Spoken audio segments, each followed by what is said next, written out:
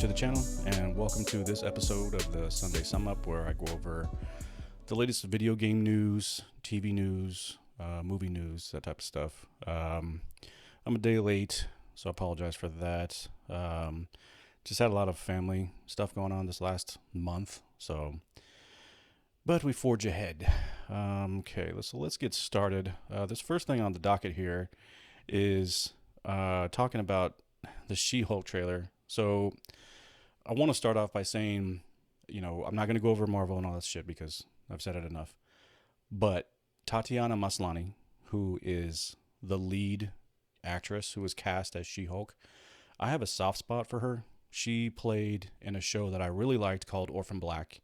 If you haven't seen it, I highly recommend it.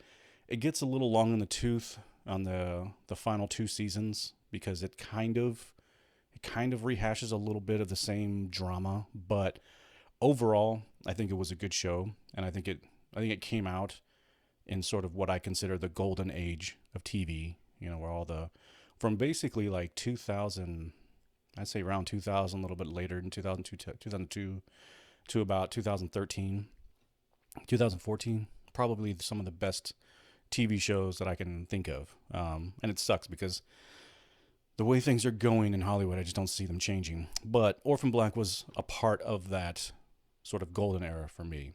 And I thought she was great. I think she's adorable. She's very cute. And I think she's actually a good actress. So when I saw her cast as She-Hulk, there was this much confidence that this wouldn't be trash. It is Disney. It is Marvel. I think they're trash. This looks like trash. I'm not going to go over the beat by beat on the trailer. Go check it out for yourself. I think the CGI is awful. It is as bad as CGI can get. And I'm actually curious if Tatiana is she really in green paint and, like some sort of prosthetics, or is it just all CGI? Because it looks like it's all CGI. Her face doesn't look like her face. It looks like a video game. That's what it looks like to me, like a cutscene in a video game. And it just seems really weird. And it sucks because I really like this actress. I really do. But I just think that it's right now, it just looks like lowbrow superhero origin story shit. And anyone that I listen to on YouTube, they call the MCU Phase 4. They call it the MCU. They call it Phase Bore. There's all these little catchy phrases and shit.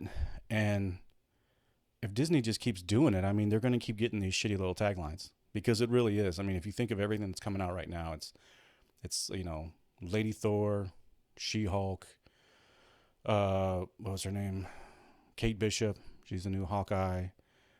It's just it doesn't stop. Black Widow. It's like now again, I don't want to shit on Black Widow too much, or even Scarlet Witch, but I think that I think they were both owed their own sort of movie or series, but Scarlet Witch took over Doctor Strange's movie. You look at Loki, the Loki series, same shit. There's a female Loki who's better at everything than the Loki that we all know and we have known for many, many years. And, it's obvious where they're going with their brand. And I get it, okay? Disney has always been sort of the female-driven sort of audience where, when you think of Disney, you think of like the Disney princesses, right? Princesses. Snow White, Cinderella, just I'm missing another one. I can't think of the other one. There's like three are the main ones. But anyways, so to me, it's not really a shocker. It doesn't really shock me that Disney would turn this into, take the Marvel universe, the MCU, and sort of turn it all towards young girls. Okay, that's not really a shocker to me. It's just really lowbrow content. It's the stories are typically crap. The acting is typically crap. The script is typically crap. And for the most part, these characters they cannot exist without either standing on the shoulders of their predecessor characters like Hulk and Thor and Loki. They either have to stand on them and or step like down on them, like crush them into the ground, like what they did with Loki, where they basically humiliated Loki. He was like the punchline of his own show. You look at Thor, to me, I think was kind of heading that direction, but just looking at the trailer for Thor, he is now once again trying to figure out what it's all about. Like, he's still trying to figure out life. And I kind of thought that was done. I thought what they did in Endgame with Thor was trash anyways, but I thought that was done. I thought he had figured out who he was. He stopped having panic attacks and whatever. It's over. Now it's time for him to move on. But it's not. You look at that show and it's the same thing. He's still trying to figure out who he is. He's some sort of hippie now. It's just stupid shit. And, this show does the same thing where, and I get it. Like I've said this before, I know people who read comic books and I listen to a lot of core fans and stuff. I understand that there is a real She-Hulk in the comics, but that doesn't change the fact that the story and the acting for this trailer looked stupid. It looked trashy. It was so paint by the numbers, and it was cringe. It was fucking cringe. There was some shit that went on in this trailer that I just thought was weird. Like the idea, and I was gonna pull it up and listen to it, but I forgot what the exact line was. But I forgot what her name is. Tatiana's character, whatever, She-Hulk, when she's in her human form, she makes a comment about how, that all women are scared or are scared and neurotic or some shit like that. It was really cheesy, but I thought it was kind of insulting. Like to me, I thought it was kind of a dig at women, and they're obviously, I don't know why that got through. That was a really weird line. And as soon as I heard it, I was like, wow, it's kind of a dig at ladies, but okay, whatever. But then just carrying on the rest of the trailer, the CGI, God, it looked fucking awful. And it just seemed like such low budget shit. It doesn't seem like it has any sort of heart and soul. It doesn't feel like anything that has like any sort of emotional weight to it at all. It just felt vapid and boring. And furthermore, the regular shit that's going on where it's, this idea that it's okay to like insult the previous heroes, the She-Hulk character in her human form, I think, or whatever. But actually, I don't even know if she was, whatever. Her character says that, she can't be a superhero because superheroes are only narcissists and or billionaires or orphans, adult orphans or some shit like that. And it was such a dig. It was so stupid. It was so pointless. I mean, and the idea at the end where she's like dating and she goes on some dates and gosh, I can't get over I keep seeing her face. They show a face of her while she's talking about dating in her 30s, which I'm so glad I'm married. I'm just so glad I'm married. Love my wife. I love Normie wife. And I'm just like, the idea that that's dating now, like that's dating is an app on your phone. So funny. But regardless, it is the times that we live in now. And I'm okay with that. But she's swiping and she makes this fucking god awful, like she looks like a jack-o'-lantern. Like her fucking smile is just like way too big. It's creepy as shit. And it's just, she looks like Shrek. Like she looks like Fiona from Shrek and with muscles. It's just bad. So bad. And again, I'm bummed for Tatiana because like I said, I like her. I think she's a good actress, but it's just par for the course. It looks like it's going to be another shitty series from Disney. And here we go. Another notch in their belt of crappy shows and just shitting on the IP. So I didn't like it. Didn't think it looked good. Moving on to another piece of, this is a very small snippet here, and I do have a lot to get through, so I'm I'm going to try my best to burn through this kind of fast because it is Monday. I got to go to work tomorrow. But anyways, Thor: Love and Thunder, they dropped a picture. And the picture is of Lady Thor, played by Natalie Portman, and Valkyrie, who's played by Tessa Thompson. I'm not a fan of Tessa Thompson at all. I think she is a very wooden and boring actress. I don't think she has any sort of gravitas whatsoever. She's kind of annoying to me. Like, her characters are always eye rolling, annoyed, and or smug, and it's so unappealing to me. Her acting, like, she could be the sweetest, nicest person in real life. I don't know that. I don't know if she's a bitch or not. I'm just saying, in the roles that she plays, it's always the same smirky, smug bitch. So it gets annoying. And she looks like it's going to be the same thing.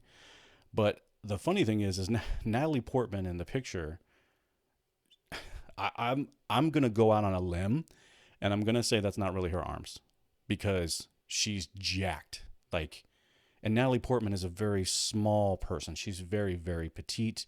And I'm not saying that she can't bulk up. I'm not saying that she is incapable of doing it. I'm not saying that she's, not shitting on the actress herself or females in any way. I'm just simply saying, based on that picture, it didn't look real. It looked fake to me. And furthermore, I can say this,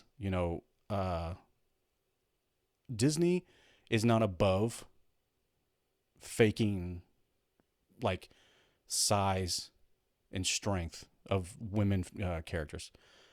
You look at Black Widow and Taskmaster, excuse me, came out all crappy. Taskmaster.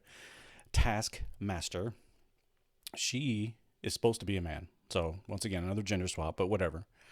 But the entire movie, you don't see Taskmaster's face, and the character is very foreboding and big. And then the fucking cringiest reveal when we see Taskmaster for the first time, when she takes off her mask, or it looks like a he, and then she takes off the mask and it's a female.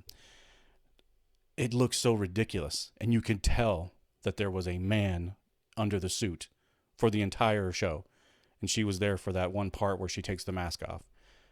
I don't know how that's empowering. I'm sorry, I don't.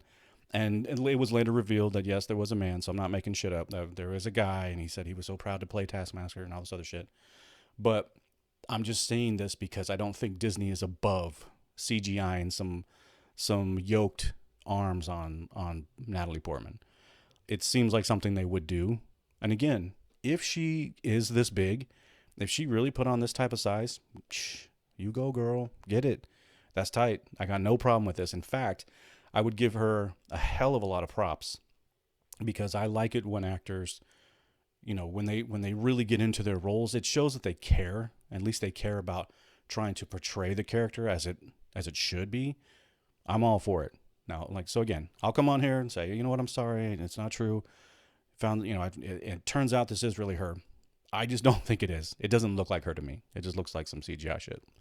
So, all right. Moving along to, and I wanted to talk about this just for a quick second. So there's an article that I want to get into. This is a New York Post article, and here we go.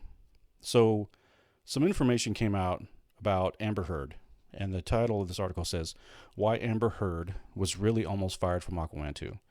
It talks about some other shit that's going on with her, and I read some of it. To be honest with you, I wasn't really looking for this article. I was looking for some information in regards to her being removed from Aquaman 2. And 100% cards on the table.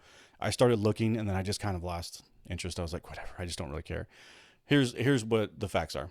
She has been removed, and so we know that she's been removed from the sequel. Amber Heard has. Her character, Mira, she did reprise her role for the sequel, but this trial with her husband or ex-husband, I don't know if they're still married, doesn't matter, Johnny Depp, Amber Heard, it's the big news going on, which is another fucking, that just annoys me, that, this trial is the hottest thing that the news cycle has right now. And there's some real shit that's going on in the world. Like, there's some real trials, you know. There's a really important person that's facing serious charges that has implications that could ripple through the entire world. And that trial doesn't get any fucking airplay. Amber Heard, Johnny Depp, front page. You can watch that shit live if you want to. So, I don't know. I think it's I don't know. I just don't agree with that. But because this is, I talk about, you know, a channel that we talk about movies and video games and stuff. That's why I'm here talking about this. But I just wanted to point that out because it does annoy me. Anyways, she has been removed from the Aquaman sequel. Supposedly, like, her screen time is now down to only 10 minutes. And the thing that I find interesting about all of this is when this news first broke about Johnny Depp and Amber Heard, it was Amber Heard was alleging that Johnny Depp was whipping her ass, was abusing her, is this terrible guy. Within fucking hours, he was ripped completely down from every project he was involved in. He had 2 major movies coming out, both with WB, the Pirates of the Caribbean. The next movie, I don't know what fucking movie they're on. There's so many of them. And then the last movie the last Harry Potter movie that just came out. Don't remember the name of it. Don't care. He was supposed to be in that movie as well. So just from some allegations, he was pulled completely. The rug was pulled out from underneath of him, and he lost basically his livelihood, his money. Now, I'm not sitting here saying like, feel sorry for Johnny Depp because he lost his jobs. No, he's a millionaire. He's going to be just fine. That's not what I'm saying. What I'm simply saying is when she made the allegations, it was condemn the man. He was a piece of shit. Everyone was lighting him up on Twitter. You know, the studio dropped him and all this other shit.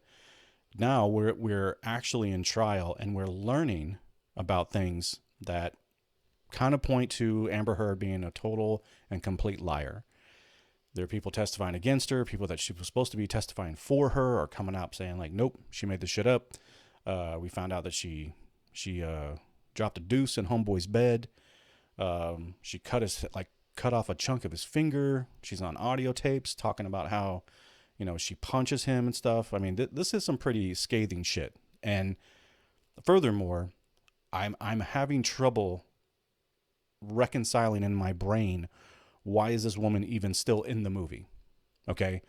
Part of me gets it from a studio standpoint where the project is done. This movie's, you know, it's already been shot and they're just on the editing process. But I just find it pretty fucking interesting that Johnny Depp lost his job, lost his livelihood like that, you know, just from some allegations. And now we take it all the way to the court. And now Amber Heard, you know, the truth is coming out about Amber Heard. The facts of the case that are being presented make her look like a bad person. And now we are finally getting to maybe we should drop her. Maybe she shouldn't be in this movie.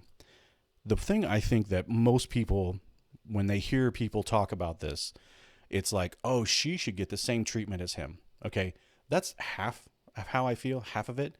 But I still, in my own opinion, I don't think that anyone should be losing their job, should be prosecuted on Twitter or anything like that based on allegations. There's investigations, there's evidence to be, you know, gathered and screened and overlooked, and, you know, and there's a case to be made for both sides. I don't think that Johnny Depp should have lost his job in the first place. And furthermore, I don't think Amber Heard, even if this is true, I don't think she should be fired from Hollywood. I think that she should take her public lashings, which she will. The jokes are already out there. The memes are already out there. I think she should, you know, that's the price of fame, right? So that shit's been going on since TV has been invented. So I'm okay with that.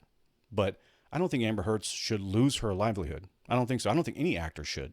You know, now, if studios want to distance themselves, that's their call. That's totally their call.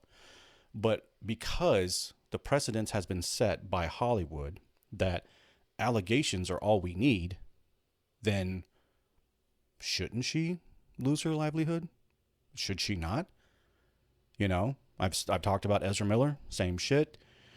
he's in a sort of protected class because of his identification that he claims.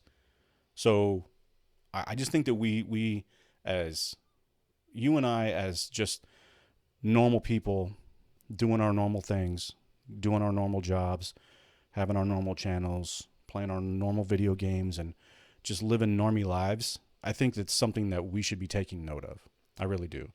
You know, I don't want to sit here and, watch the trial. And that's another reason why I haven't even talked about this really, is because I don't really give a shit. I just don't care. It's because it's on every time I scroll through my feed on YouTube, it's watch the trial, blah, blah, blah. And furthermore, I will say this. I don't condemn anybody who does want to watch the trial. I get it. It's spicy. It's something that it does attract attention. That's not at all what I'm saying. I'm not trying to ridicule those who do click on videos and watch this stuff. Hell, I've clicked on a couple of funny ass compilations of Johnny Depp kind of looking like a boss against Amber Heard's attorneys, because her attorneys, he can't say a word. They ask him a question, he says one word and say objection, objection, objection, and it's so funny. There's a couple of really funny compilations out there.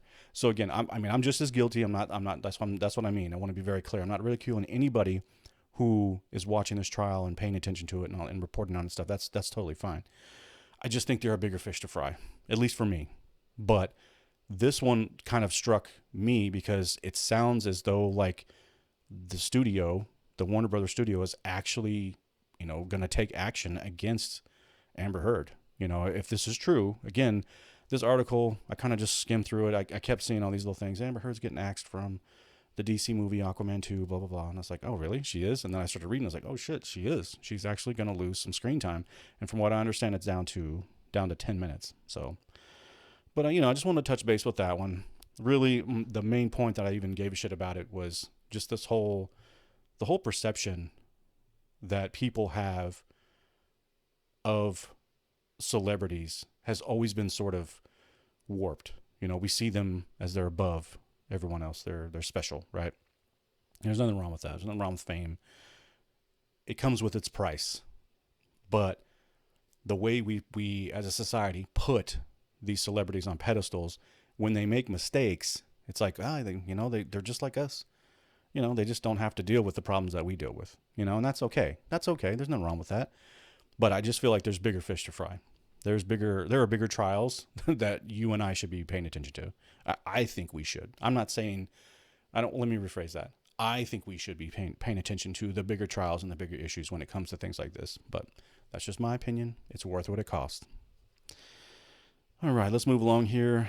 As I say, I'm going to try to speed along, then I start to go on and on about that whole thing for too long, I think. But regardless, let's move up the list here. So, The Boys season 3 trailer came out.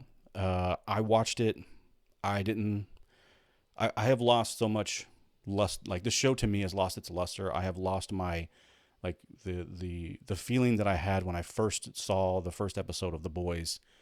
It was it was so shocking and visceral, and it really did a great job of looking at society and superheroes and sort of putting superheroes in a position of what a famous musician or a famous actor or a famous athlete, how we see them make these sort of crazy decisions, and they go up these ups and downs, and their lives are in front of everyone.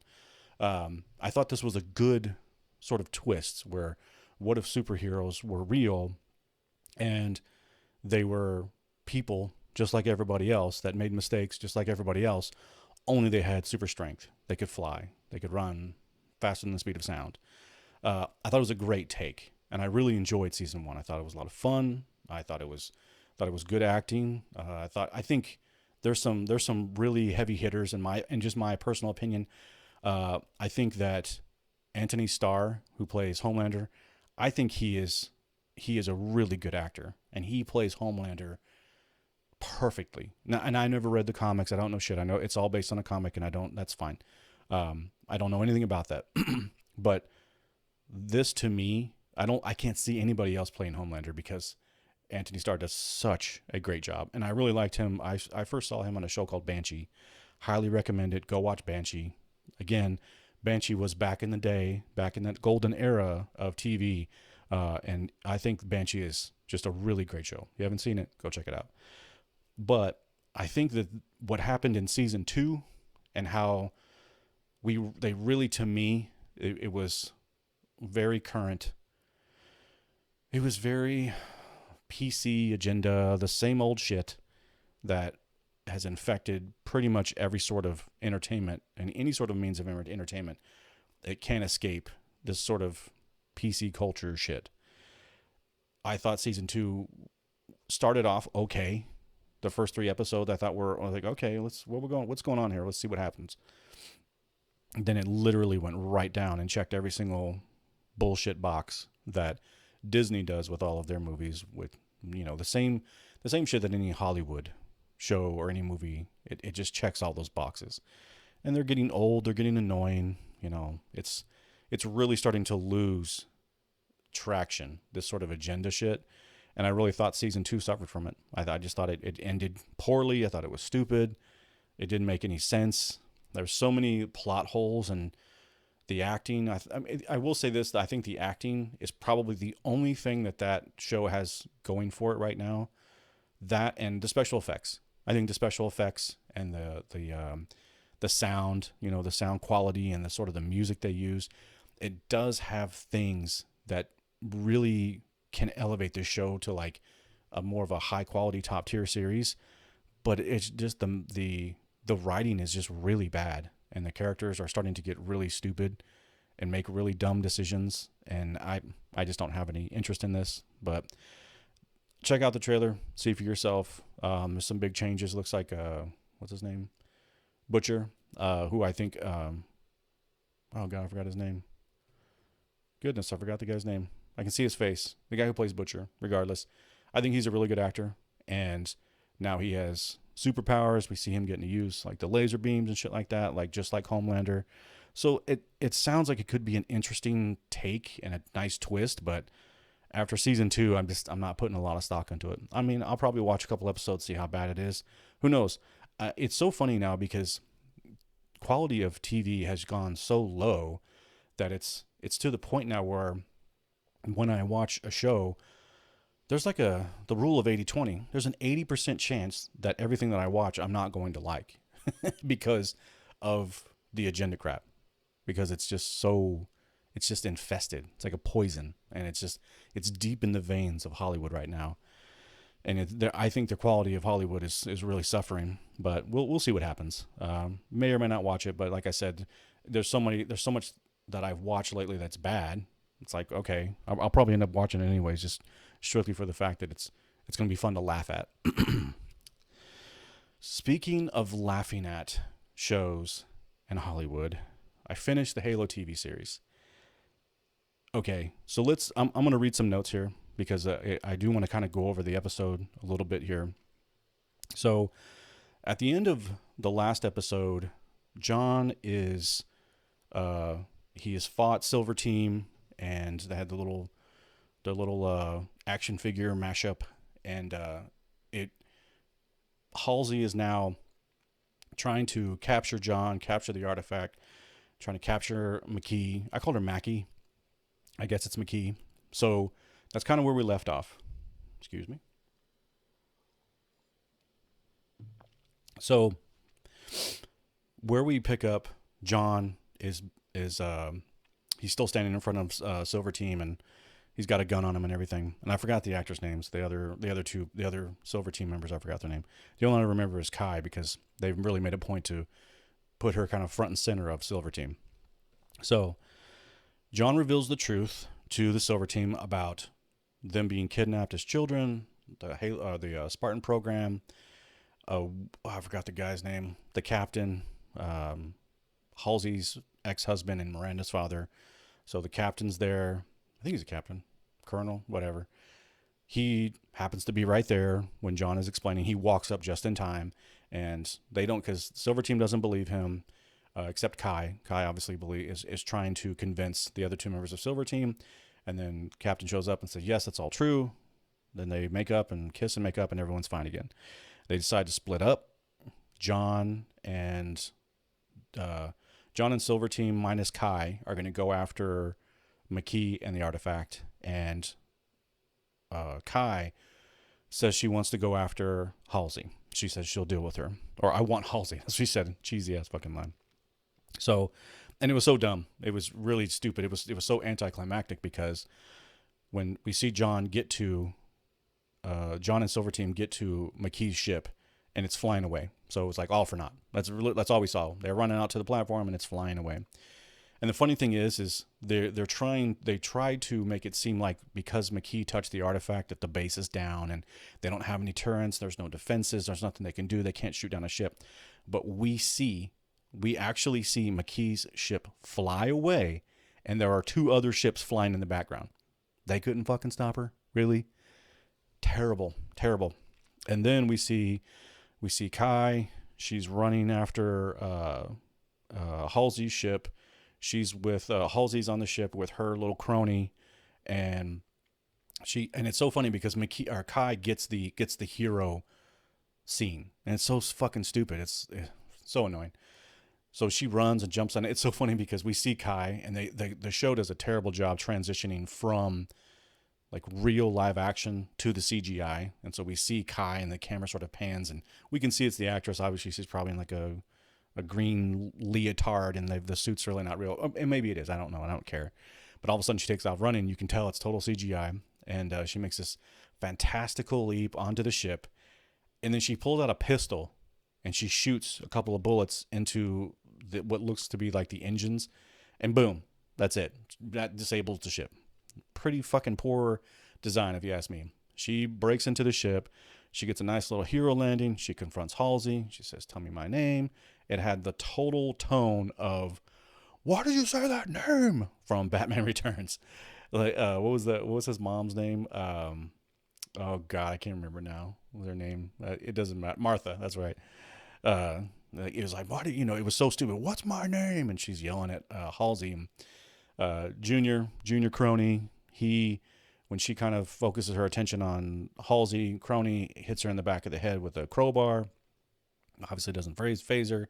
She grabs him and slams his ass into the roof or the ceiling of the ship and kills him instantly, which gives Halsey enough time to get away. So let's see, where'd we go after that? What was the next thing? Okay, so then, that's right. So then the ship actually crashes. Halsey gets away and the ship crashes.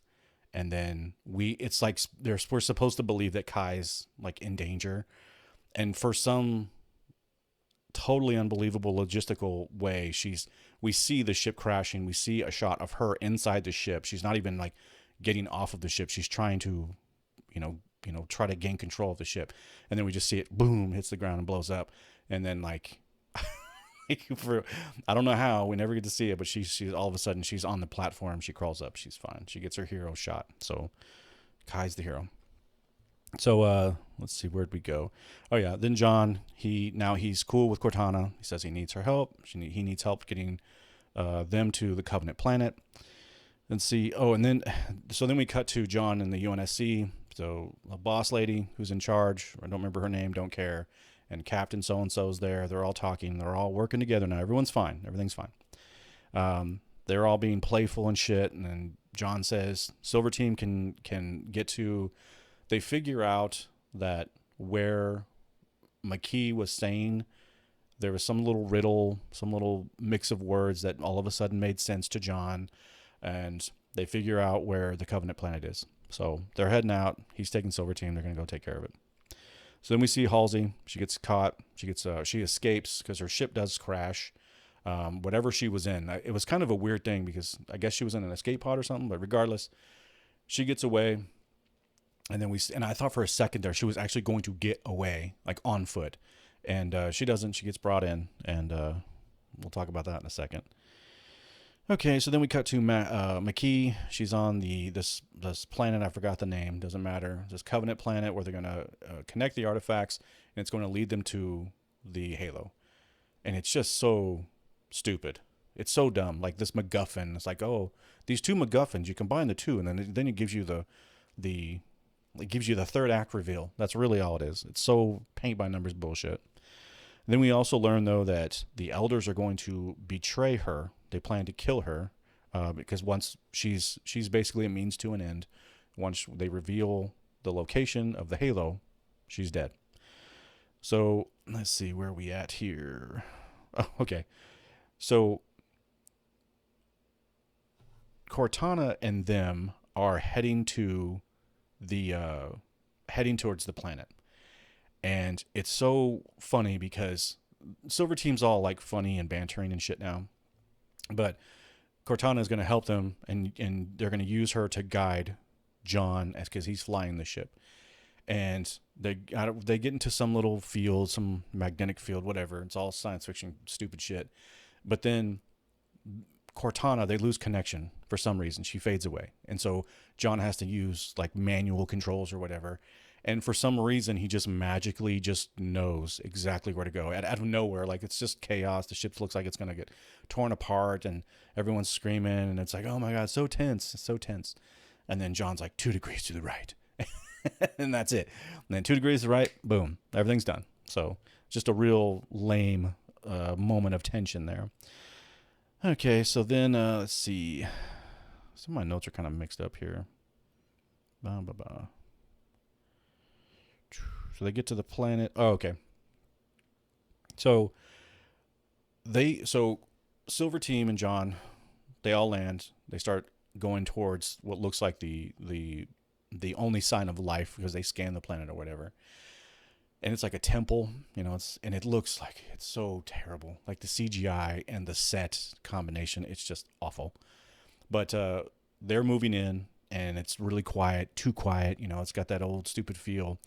And when they get into it with the Covenant, it's just so stupid because all of a sudden the planet comes to life with Covenant, and they're like, and it's ridiculous because the Covenant are like all these Covenant are just like coming at them, but they're coming from a really far distance. It made absolutely no sense. Like, it was basically written like that just so we could have all these Covenant charging Jon and Silver Team, and they're going to have this kick-ass brawl, this fight. It was so dumb. Logistically, it makes no sense. Why not just have all your soldiers right there? They're going to be there to protect you anyway, so why have them so far away? Because what if Jon and Silver Team had gotten to the Elders and McKee and the artifact before they can reach it? Like that, because that's how far they are away. They're like on a mountain, and all these Covenant soldiers come pouring in from like a mile away. So stupid. So dumb. So they get into this big fight. And then we see, let's see, Cortana, where were we? Let's see here. Oh, that's right. So it kind of cuts back. I forgot about that. So we cut back to Miranda. Miranda's in a holding cell or whatever, interrogation room, and she's talking to Halsey.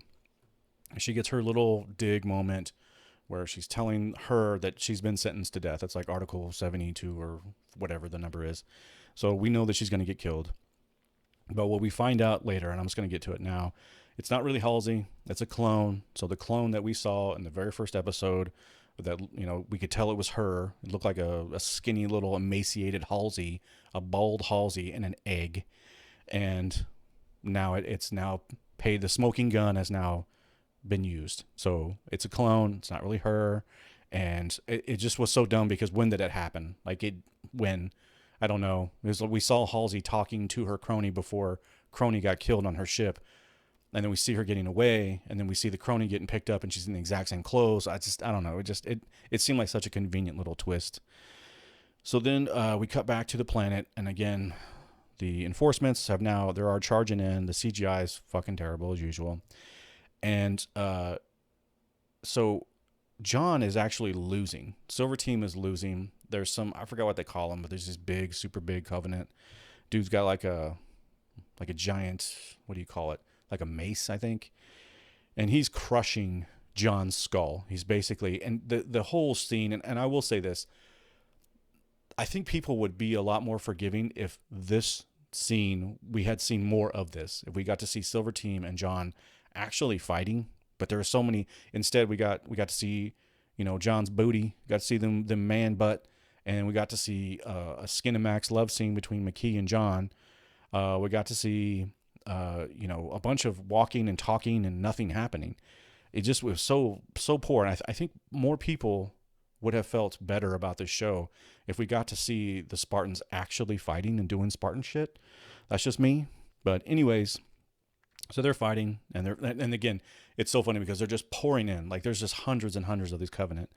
And it always cracks me up. And I think a lot of, not just this show, lots of shows with big fight scenes like this, they always struggle with the numbers thing. Because whenever you want to show a horde of anything, aliens, monsters, people, it doesn't matter, attacking a very small force, a very small group, at some point, it's overwhelming. At some point, the numbers do matter. And it's just so funny because, like, Hawkeye, at the end of Hawkeye with Kate Bishop and Hawkeye, when they're fighting the big group of, what are those guys called? I can't remember, the tracksuit mafia guys. There's a bunch of them coming. Like, there's no way, even just sheer numbers. I don't give a shit how badass you are in real life. Numbers matter in real life. I understand it's a show, I understand it's a movie, blah, blah, blah.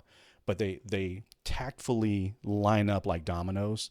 And it was just so convenient how they just sort of kept coming in onesie, twosie, so that the heroes can just keep doing their thing. Same shit happens with this fight scene. We see hundreds coming at them, and then, when we see them actually, when they meet, they're coming in like just enough where they get chances to shoot each one, and it's just stupid. It just comes off as lazy to me. But anyways, Jon is losing, and Silver Team is starting to take its toll. So I will say this. The funny thing is like Jon and this one guy are fighting, and it's like there's hundreds more. So why don't they could just kill him so easily? But it's like this one big soldier's going to fight him. But McKee wants to save him. She's got the feels for old Jon. She gave up that booty to Jon, so she's got to save him. And she touches the artifact, and it literally blows everyone off the mountain. Everyone except Silver Team, Jon, McKee, and the Elders. The Elders are right next to the artifact. They're maybe 20 feet away, floating in their chairs, because that's all they do. They sit around these floating like thrones. They're right there, right? For whatever reason, when she touches the artifact, we get to see like this panning shot of dust and the wind and the force blowing these Covenant off of the mountain that they're on, or the temple or whatever, like pieces of confetti just blowing away in the wind. And then we cut back to Silver Team. They're all just chilling, laying on the ground. Nothing touches them. The Elders are still planted in their seats just fine. Not a chin pube out of fucking place. It's so stupid because they got like this weird like facial hair. But anyways, very dumb, very convenient. And so then Jon and McKee, when she touches the Covenant, she zonks out or whatever, and when it knocks the Covenant away, Jon goes up to the artifact. He touches it. They mind meld. They end up on the Halo. They talk. She's happy, but now the Covenant soldiers are rushing in again. They're starting to overwhelm Silver Team again, and they need to wake Jon up. Because Jon touched it, now he's just like a he's just slumped over on his knee. And we see McKee talking to Jon, and she's all happy, saying she doesn't want to go back. And then she looks down, and she's bleeding. So then they come out of the mind meld. Mackie's laying dead on the ground. I was actually surprised that she died. I didn't think they were going to kill her. But she's dead. We see Kai shot her. Jon's upset about it, but, doesn't know what to do. And then I thought it was this next part of the show where Jon is talking to Cortana, and we know that Cortana can control him. She can paralyze him, and she can do anything to him. Basically, she has total power over him. And Jon, his plan is she kills him, and then she takes over his body, because she is the only way to save Silver Team and the artifact. And I just thought it was kind of shitty. I thought it sucked. I mean, they already shit all over the lore. They shit all over the character already. But I just thought it was lame that, the one time where Jon is he's actually going to step into the Master Chief role, he can't do it by himself. he has to do it with Cortana. I just thought it was interesting. I thought it sucked, and then so Jon dies, Cortana takes over, and essentially is Jon, and so now Jon is a badass because Cortana is inside of him, not because Jon's a badass. Got to make sure that's fucking put out there. And then he goes into like aimbot status. Like if you don't know what an aimbot is, it's basically a cheat that people use for first person shooters in video games, which Halo, the video game, is a first person shooter. But he basically gets an aimbot and he just not even looking, just boom, boom, boom, one shot and everyone dies. Then he picks up the artifact. People are talking to him after he saves everyone. Everyone's trying to get his attention, and he's not responding because they don't know that he is not Jon right now. That he is Cortana. Loads up the artifact. They get out of here. They get out of there safe and sound. Everyone's fine. Then we see Halsey for some reason, and we saw a screen of Halsey. She's wanted right now, so she's a wanted person. She's a fugitive, and she's standing at like, I don't know, some sort of like monument or something that's on Halo or Planet Reach, and she can see the UNSC base that she escaped from, and she's in plain clothes. She's in plain sight. She doesn't have anything over her face. She's just standing out in front of everybody, and there's people walking by her, and she's just sitting there looking all clean and pretty, and she gets a little fucking stupid speech about humanity and blah blah blah blah. Nothing fun, and then that's it. That's really the end. That's how the show ended. So I just thought it was stupid. That was silly. Like even the battle, it was so funny because when Cortana takes over Jon and he beats the Covenant, Silver Team just stands up. like they just stand up like, okay, well the fight's over. Now we can stand up because Cortana saved us. It was so stupid.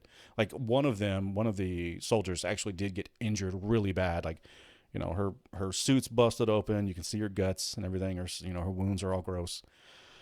It's terrible. Just really bad. So, but I'm glad it's over. It was, honestly, I had fun watching the show. I laughed a lot. After I realized how bad it was and I knew what it was going to be, I accepted it for trash. I enjoyed it as trash. So if you like trashy shows, hey, check it out. And if you're a fan of Halo and you expect to see Master Chief and Halo and any of the lore, that's not going to happen. Oh, and I'm pretty sure it got greenlit for a season 2. I just don't get it. And I don't understand why people defend the show because there are plenty of people that do. Okay. Moving along here, I do want to give a shout out to a show that I'm watching. Actually, we've been watching a couple of things. I started watching Star Trek DS9. Shout out to Nerdrotic was the one who actually I wanted to get back into Star Trek. So I super chatted the guy and he responded during one of his live streams and he said start with DS9. So I started DS9 and it is really, really good. I love it. Even Normie wife, we both were like, damn. I mean, this dated. It came out in 93 and it's so good. So good. I'm really enjoying it.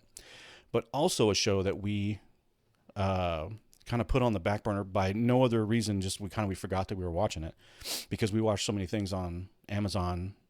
We don't really watch a lot of things on like cable, but Better Call Saul season 6, the final season, we're getting caught up. We are, I think we're 2 episodes behind. This show is really good.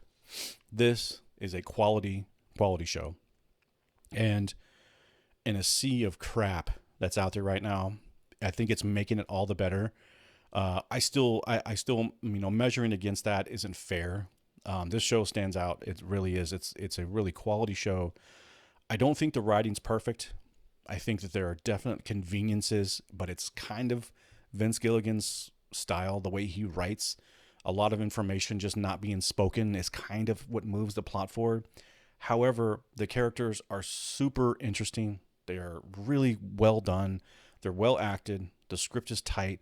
The dialogue is nice. It's clean. It's believable.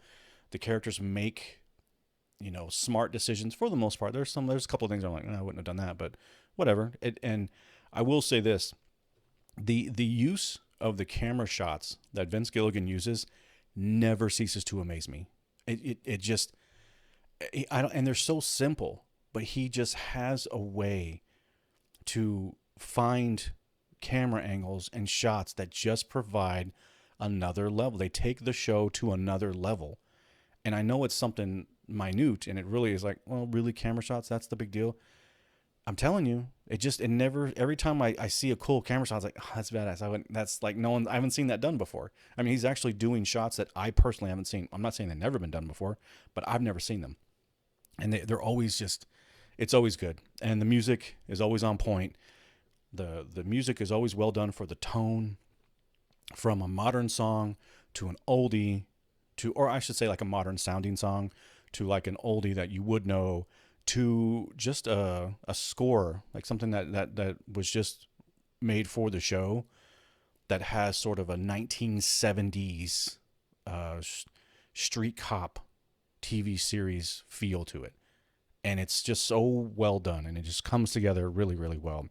And I will say this, that, you know, a lot of people criticized Breaking Bad for the montages. So if you don't know Breaking Bad, it's about two guys who come together under crazy circumstances, and they make methamphetamines. That's really what they do. That's what the whole show's about. And they just get into this crazy, crazy ride.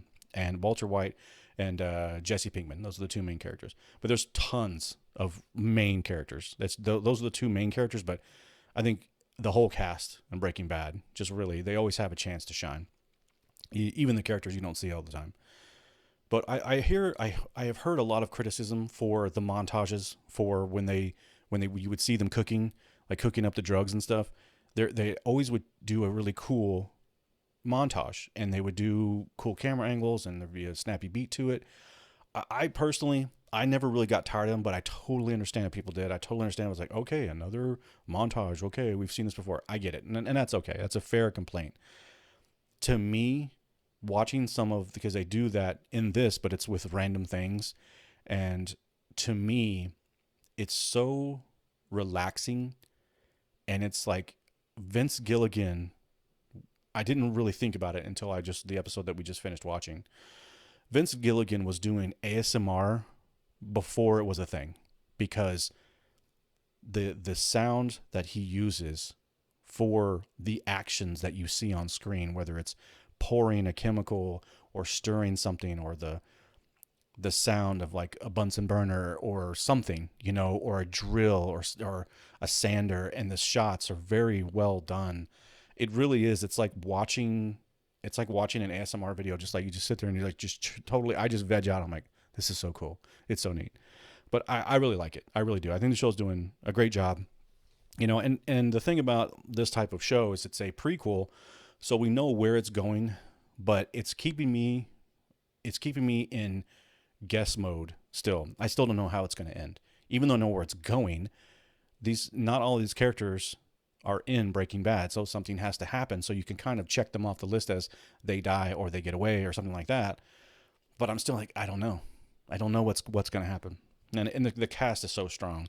What's her name? Rhea Seehorn, who plays Kim Wexler. She's awesome. Just, I love her character. Saul Goodman, who was played by Bob Odenkirk. Fantastic. Guy's a stud on screen. I can't remember the other guy who plays Mike. He's been around forever. But yeah, he's great. They're all great. Good actors. Giancarlo Esposito. I think that's how you say his name. I think it's Giancarlo or Giancarlo. You know, he's doing his thing. And to me, this was Breaking Bad was the first time I ever saw Esposito on camera. And I think all too often he sort of gets cast into that sort of, you know, narcissistic serial killer role. But this is the role that he plays the best in this character. The Gus Fring character that he plays really is his best character. And I just wish that we could see him in other roles where that's not the reason why we see him. Like I saw him in Mandalorian, was it season 2?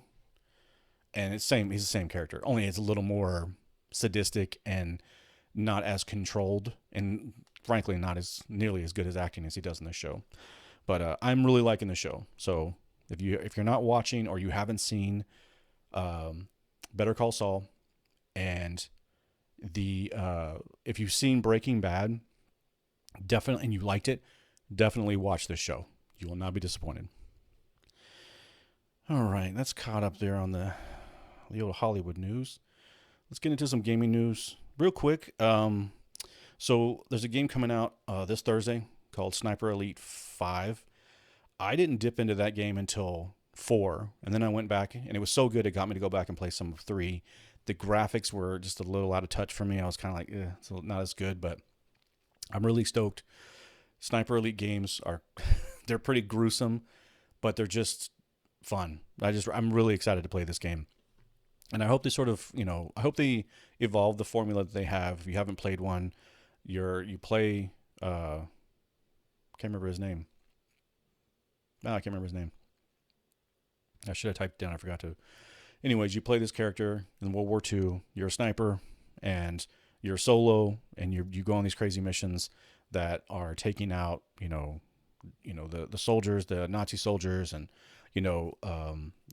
taking out bases, and you have to be strategic. You can't just run and gun and be crazy with it. You got to line up your shots, and you got to take wind into account and distance, and you have to take a like bullet drop, and you have to time or synchronize your shots with like loud noises that are going on so that you don't alert the enemy soldiers, because it is just you, and when you shoot, you give away your position, and then they just bum rush you, and that's pretty much game over. I've gotten to some hairy situations in Sniper Elite 4 that I got out of, but it's not the way to play, and I've died plenty of times by just doing that, like taking the wrong shot or missing, then gives away your position, and then you're screwed.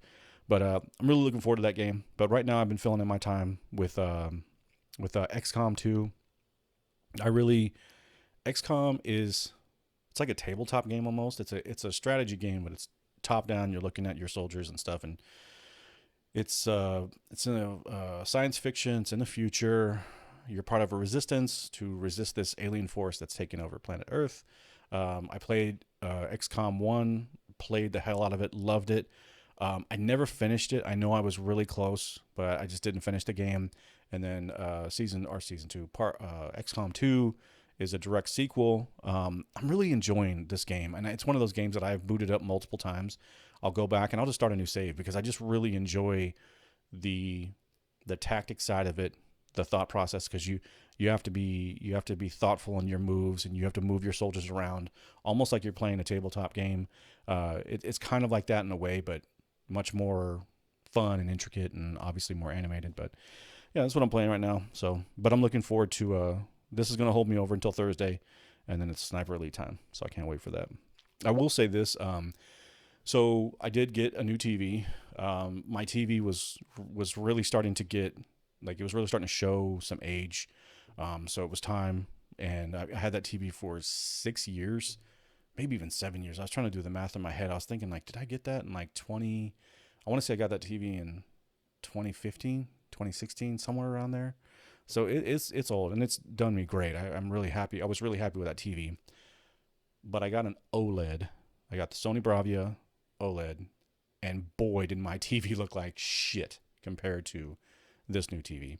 Even Normie Wife. I was telling Normie Wife about it, and I actually got a good deal. The price came down, which came out of nowhere. I was like, this TV was a lot more money just like a month ago, and they dropped the price by like $400. I'm like, babe, we gotta get this TV. And she was totally like, whatever.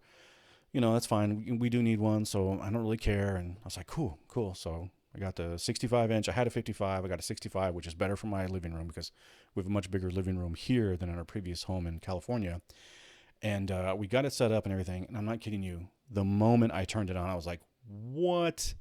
Like, that's what the blacks on the screen are supposed to look like? They're ink. Like, it's like ink black, like the dark shades. I turned on John Wick 2, and it was, his muscle car is black, and it was just like, it was just so hard it's hard to describe until you see it. And like the lights, like the neon lights when he's driving through the city and chasing this motorcycle down, like the neon lights are super bright, and the contrast was just crazy. And I was like, man, I've been living with this TV for so long, and I just didn't really realize just how bad my TV was compared to like what's out there right now. So I'm really enjoying the OLED screen and, playing games like XCOM, which I played on my old TV and even little monitors like in here. It just totally changed the game. Like, it's just like the contrast and the colors are just so badass. Love it. So, yeah, that's what I have going on in my house right now. All right, let's move along to the first bit of news here. So, EA, Electronic Arts, is ending their agreement with FIFA. This was a Kotaku article. Let me get into this one. I'm not a FIFA guy, so I don't really, this one I'm like, okay, and if you're a FIFA player, that's great. I get it. It's a very, very popular game. And my article isn't coming up. Okay, bear with me here. But I understand that FIFA is a big deal. I get it. Let's see. Sorry. Sometimes when you leave these on here for too long, they just get. Let me see if I can get this article to come up here. Come on. Okay, so this article ads, pop up. Jesus. Nope, I don't want to sign up for your newsletter. So it says EA's FIFA series loses its name after nearly 30 years. EA and FIFA break up over reported $1 billion differences. This article was written by Ethan Gach, or Gach, Gach. I don't know how to pronounce that.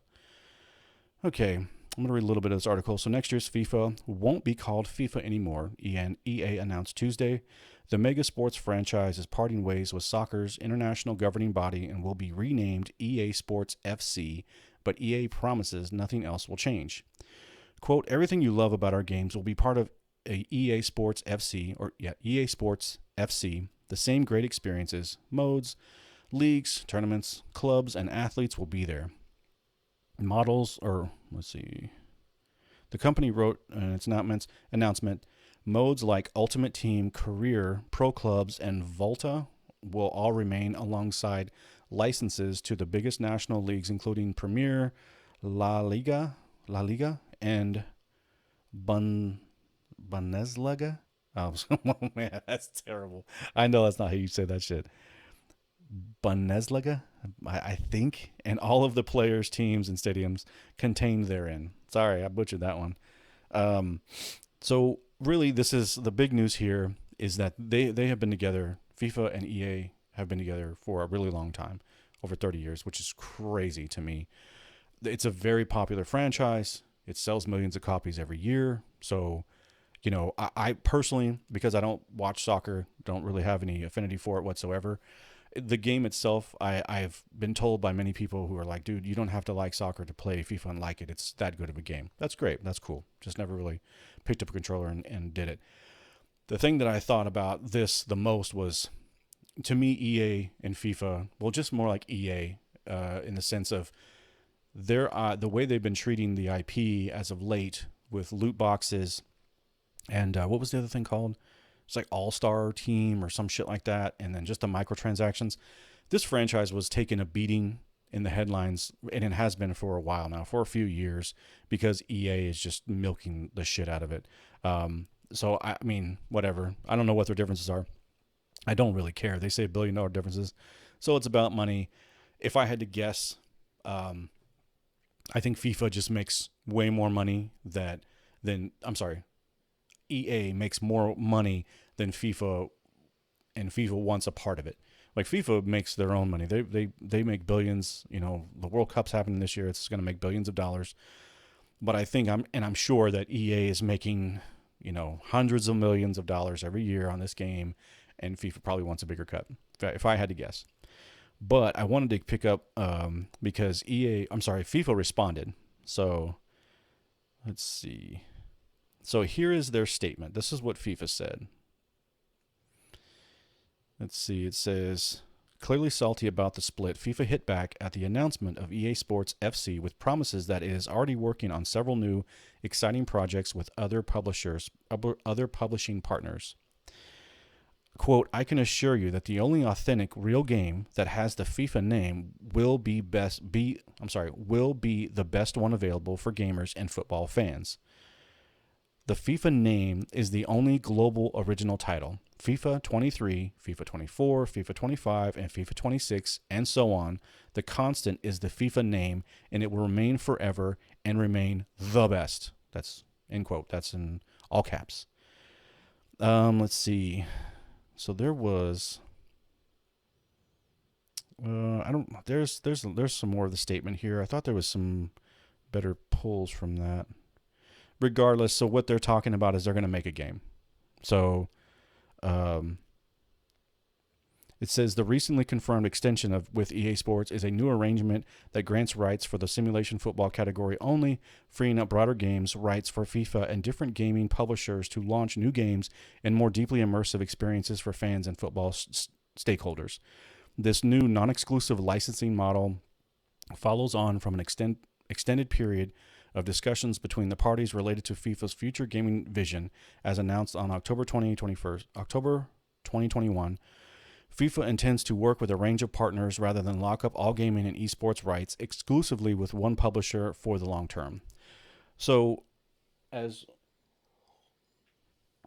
you may or may not know, FIFA, they obviously have licensing rights to FIFA, the name, the brand. And what they're saying, essentially, what I gather is they're going to have someone else make... Oh, I'm sorry, there's one more piece of this. My bad. There's another... I scrolled down a little bit. As well as launching a portfolio of new games during 2022 and 2023, FIFA is currently engaging with leading game publishers, media companies, and investors in regard to the development of a major new FIFA simulation football game title for 2024. That's the part I wanted to talk about. So they're already calling their shots. FIFA is saying they will have a FIFA football game in 2024. These games take years to make, and I can't stress this enough. So many people talk about, like, actors and directors and shit when they used to shit talk gaming, and they used to put it down before they decided to admit that gaming was making more money than Hollywood could fucking make in a year, just annually. Every year was getting its ass kicked financially. But the idea was always that, video games are for kids, they're cheesy, they're for nerds, and yada, yada, yada, and who cares? It doesn't take shit to make a video game. The fuck it doesn't. It takes a lot of work. It takes a lot of hours. It takes a lot of dedication. It takes a lot of intelligent people, coding. It takes creative people, like artists. Takes people who are willing to spend the time, like game testers, to just grind out these games and work on fixing them for quality control. There's tons of shit now it's moved into like actual acting, and real Hollywood actors are now coming over in the video game space. So these games are just not thrown together. And for FIFA to sort of call that shot, I thought it was I think they're just talking out their ass. It sounded childish. It sounded like they were just kind of bitter that they broke away from EA. Who could make their game? I heard this from another podcast, so I'm not going to call this my own, but it rang true. 2K, like NBA 2K, I think like NHL 2K or whatever. So the 2K label, to me, that's like the obvious go-to. They have they're huge. The company's huge. They have plenty of people that can jump on this project and get it off the ground. Do I think they'll get it off the ground in 2 years? I don't think so. If this game comes out 2024, I'm gonna make a bet and say it's gonna be shit. I'm not gonna be ready. So, but if you're a FIFA fan, they are gonna have FIFA 23. So this year we'll have a game.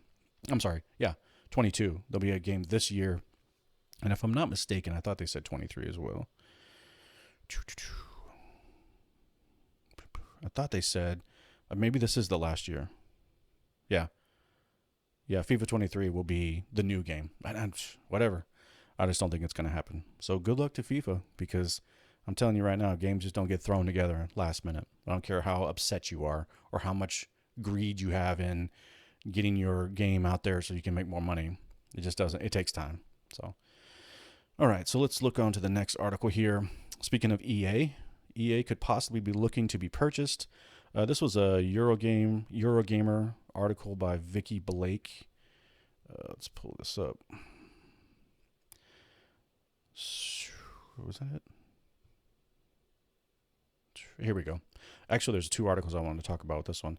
So EA is reportedly pursuing acquisition and merger options with a number of potential suitors. Companies approached are rumored to include Amazon, Apple, Disney, and NBC Universal.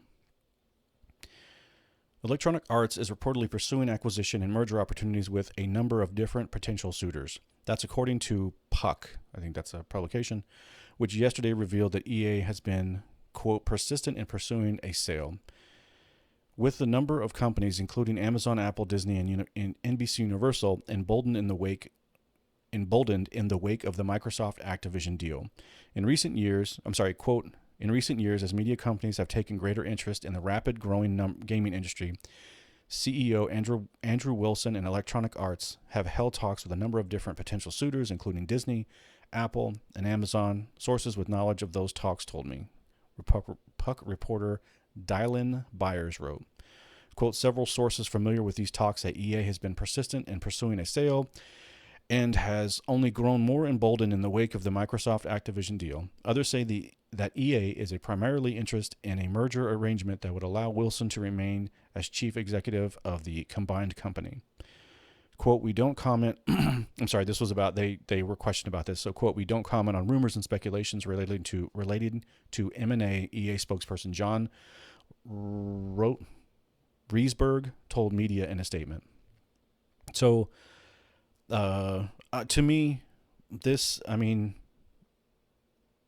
I think EA, them shopping to get a merger going on, it's interesting because this other article that I was reading too, so they just laid off a shit ton of people. They laid off people because of what happened with the FIFA deal falling through. So this was an article here written by Cade Onder. Yeah, that's sorry. I thought it said Oneater. Cade Onder. EA reportedly lays off up to 100 employees after FIFA split. I'm not going to read this whole article. It's, go check it out. It's on comicbook.com. I thought it was interesting to me because, to me, it's like weird timing, right? Their contract or agreement with FIFA ends, then they lay off a shit ton of people, and now they're saying, hey, we're looking for suitors. Are they just sort of jumping into the arms race? Are they looking to be bought up by Microsoft or Sony? Possibly, to me, I just think it's weird because just like Ubisoft, how it was a hostile takeover when Vivendi was coming at them, trying to buy them out. And they were talking about how it's bad for gamers and, we want to have creative control. This CEO or CFO, whatever, is saying, well, we are looking for a merger or a team up as long as I can remain the boss, essentially, and make my money.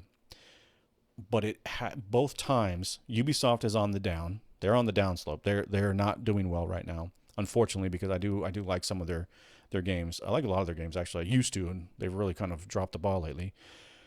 But then you see how just the tables have turned on both of these companies where, Activision and Blizzard, that's the same shit. I mean, Blizzard is struggling. Blizzard, no matter what anybody says, they are not doing things correctly in the gaming space. Like with WoW, they're losing all these subscriptions.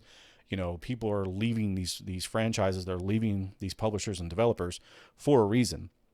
And now they're all looking for some big company to come in and basically, to me, it sounds like recoup their losses. That's just my opinion. That's just what it seems like to me. You're doing bad. You're shit in the news. You've been shit in the news for a couple of years now. Your games aren't banging. You're not selling the big numbers like you used to. You've taken your franchises and you're trying to turn them into shit that no one really likes. And not too long ago, it was like, oh, we're independent. We just want to be us. And now it's like, well, we would like to team up with anybody as long as we have creative control and all this other shit. So to me, I just feel like, I think it's more indicative that, they want to recoup a loss of not having the FIFA brand. That's just my opinion. And who can purchase them, right? Like I said, it's been an arm race forever. Microsoft obviously has the money to buy everyone. They can buy anybody they want. They're that rich. Sony is out of that race, I think. I don't think they have the money. But Amazon, Disney, they're making money. They obviously have enough scratch to buy them. I think Amazon would be better a better fit than Disney, because Disney is a corporation right now. They're kind of struggling. They're getting all political and pissing off a lot of people, and they're getting really they're sort of painting themselves into a corner. And whether or not you agree with their social status, or I'm sorry, their social opinion and their political stance, no matter what, the quality of their shows and movies, their content has been low, and it's not making the numbers that it used to, obviously.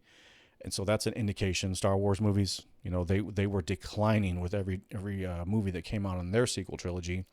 So them buying them, I think it would suck for gamers, because to me, those poor decisions would just filter down.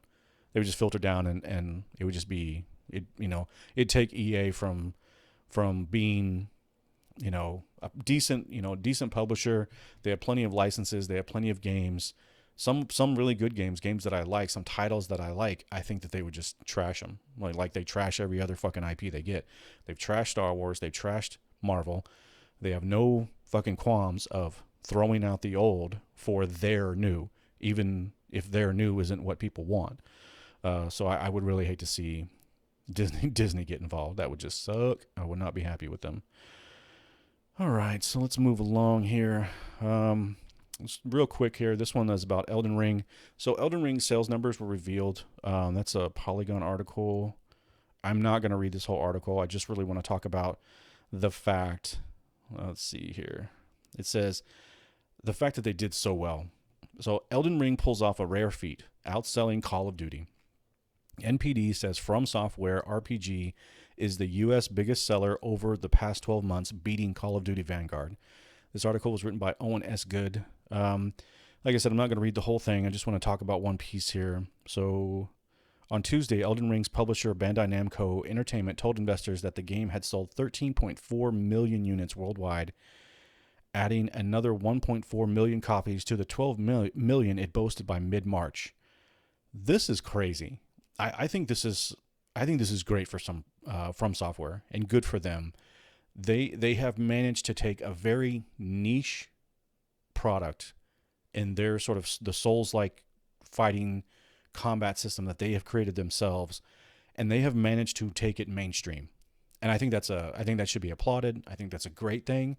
Even though I wasn't feeling it, obviously millions and millions of people are, and this game is selling gangbusters. I see it all the time on my streaming. It's cooled down, absolutely. It's cooled off, but I saw plenty of people doing, Let's Plays and streams of them playing Elden Ring, and exploring the different areas, because it's a very big game. Just exploring maps, fighting bosses, and all this other shit. And I think it's great. I really do. I think it's great for Elden Ring. So congratulations to them. I will say this. I'm not a big From Software fan. I don't like their combat. And again, I'm in the minority in the gaming space. I'm kind of in the minority, especially with Elden Ring, because hardcore Elden Ring fans have said multiple times that this game is more mainstream. They did make it easier for newcomers, but it still has the From Software, the ingredients. It's still very much a From Software game. The thing that I'm curious about is, for them to have such a blockbuster, will they stick with open world games like this? Because all of their games prior to this were not open world games. They were corridored. You might come to an area that was kind of large where you can explore, but ultimately you were heading down a specific path. And furthermore, if you came up to a brick wall of a boss that you just couldn't beat, you were stuck. You could go back and grind previous areas to get stronger and then come back, but for the most part, you couldn't see the rest of the game until you defeated that boss. This is completely different. If you come across a boss in Elden Ring, you can bounce, be like, hey, you know what, too hard, or I don't like it, or whatever. There are so many other bosses and areas, because you can pick and choose how you want to take the game. And that's awesome. That's great. You can go to different dungeons. You can just roam around the world. There's plenty of quests. You know, I've heard nothing but great things about this game, but it just makes me wonder, and I hope it doesn't. I hope FromSoft doesn't take this and run with it and just say, "Oh, cool, we hit the jackpot. We found the secret sauce. No more corridor like, you know, Souls games. It will just be open world." Because to me personally, I think it would be nice for them to balance both. I think, and I've heard this from actual people who, you know, like platinum the Souls games and stuff and really put their time into them. You know, I've heard them say, like, I really don't want them all to be open world games going forward. This game is great, has a lot of greatness to it, but the old traditional Souls like is still the best. So, or the Souls game, I shouldn't say, because it's not Souls like. These are the people who made the game, make the Souls like. So, yeah, we'll see what happens. I mean, but congratulations, From Software. You guys fucking hit it out of the park. Obviously, people that were not interested in your type of game have picked it up. You've made it more accessible, and you're still appeasing your core fans who have carried all of your games. You know, the Souls games, Dark Souls 1, 2, and 3, Bloodborne, you know, all of these games, Sekiro, these games have been carried by your core fans. And to now rope in, because you just know no matter what game comes out next, people who liked Elden Ring will, knowing that FromSoft makes the next whatever game they make, they have wrangled in millions of new people that will buy their game day one. So good job. Great job, man. That's awesome. All right, let's move along here. So let's look at Sony revealing their PlayStation Premium. Yeah, PlayStation Premium lineup here. And I am going to take a second to read some of these, read these games. So this is from their PlayStation blog. And if you don't know, let's back up for a second. So PlayStation launched, they are launching their new PlayStation Plus subscription service. It's totally revamped. It's now a tiered system, like a base. What's it called? Let me see what it's called real quick. Essential, Extra, and Premium. Me personally, I've already said this in one of my videos. I think Extra is probably what I'm going to go with. It's price-wise, it's right where I'm already paying, and it's going to have what I want.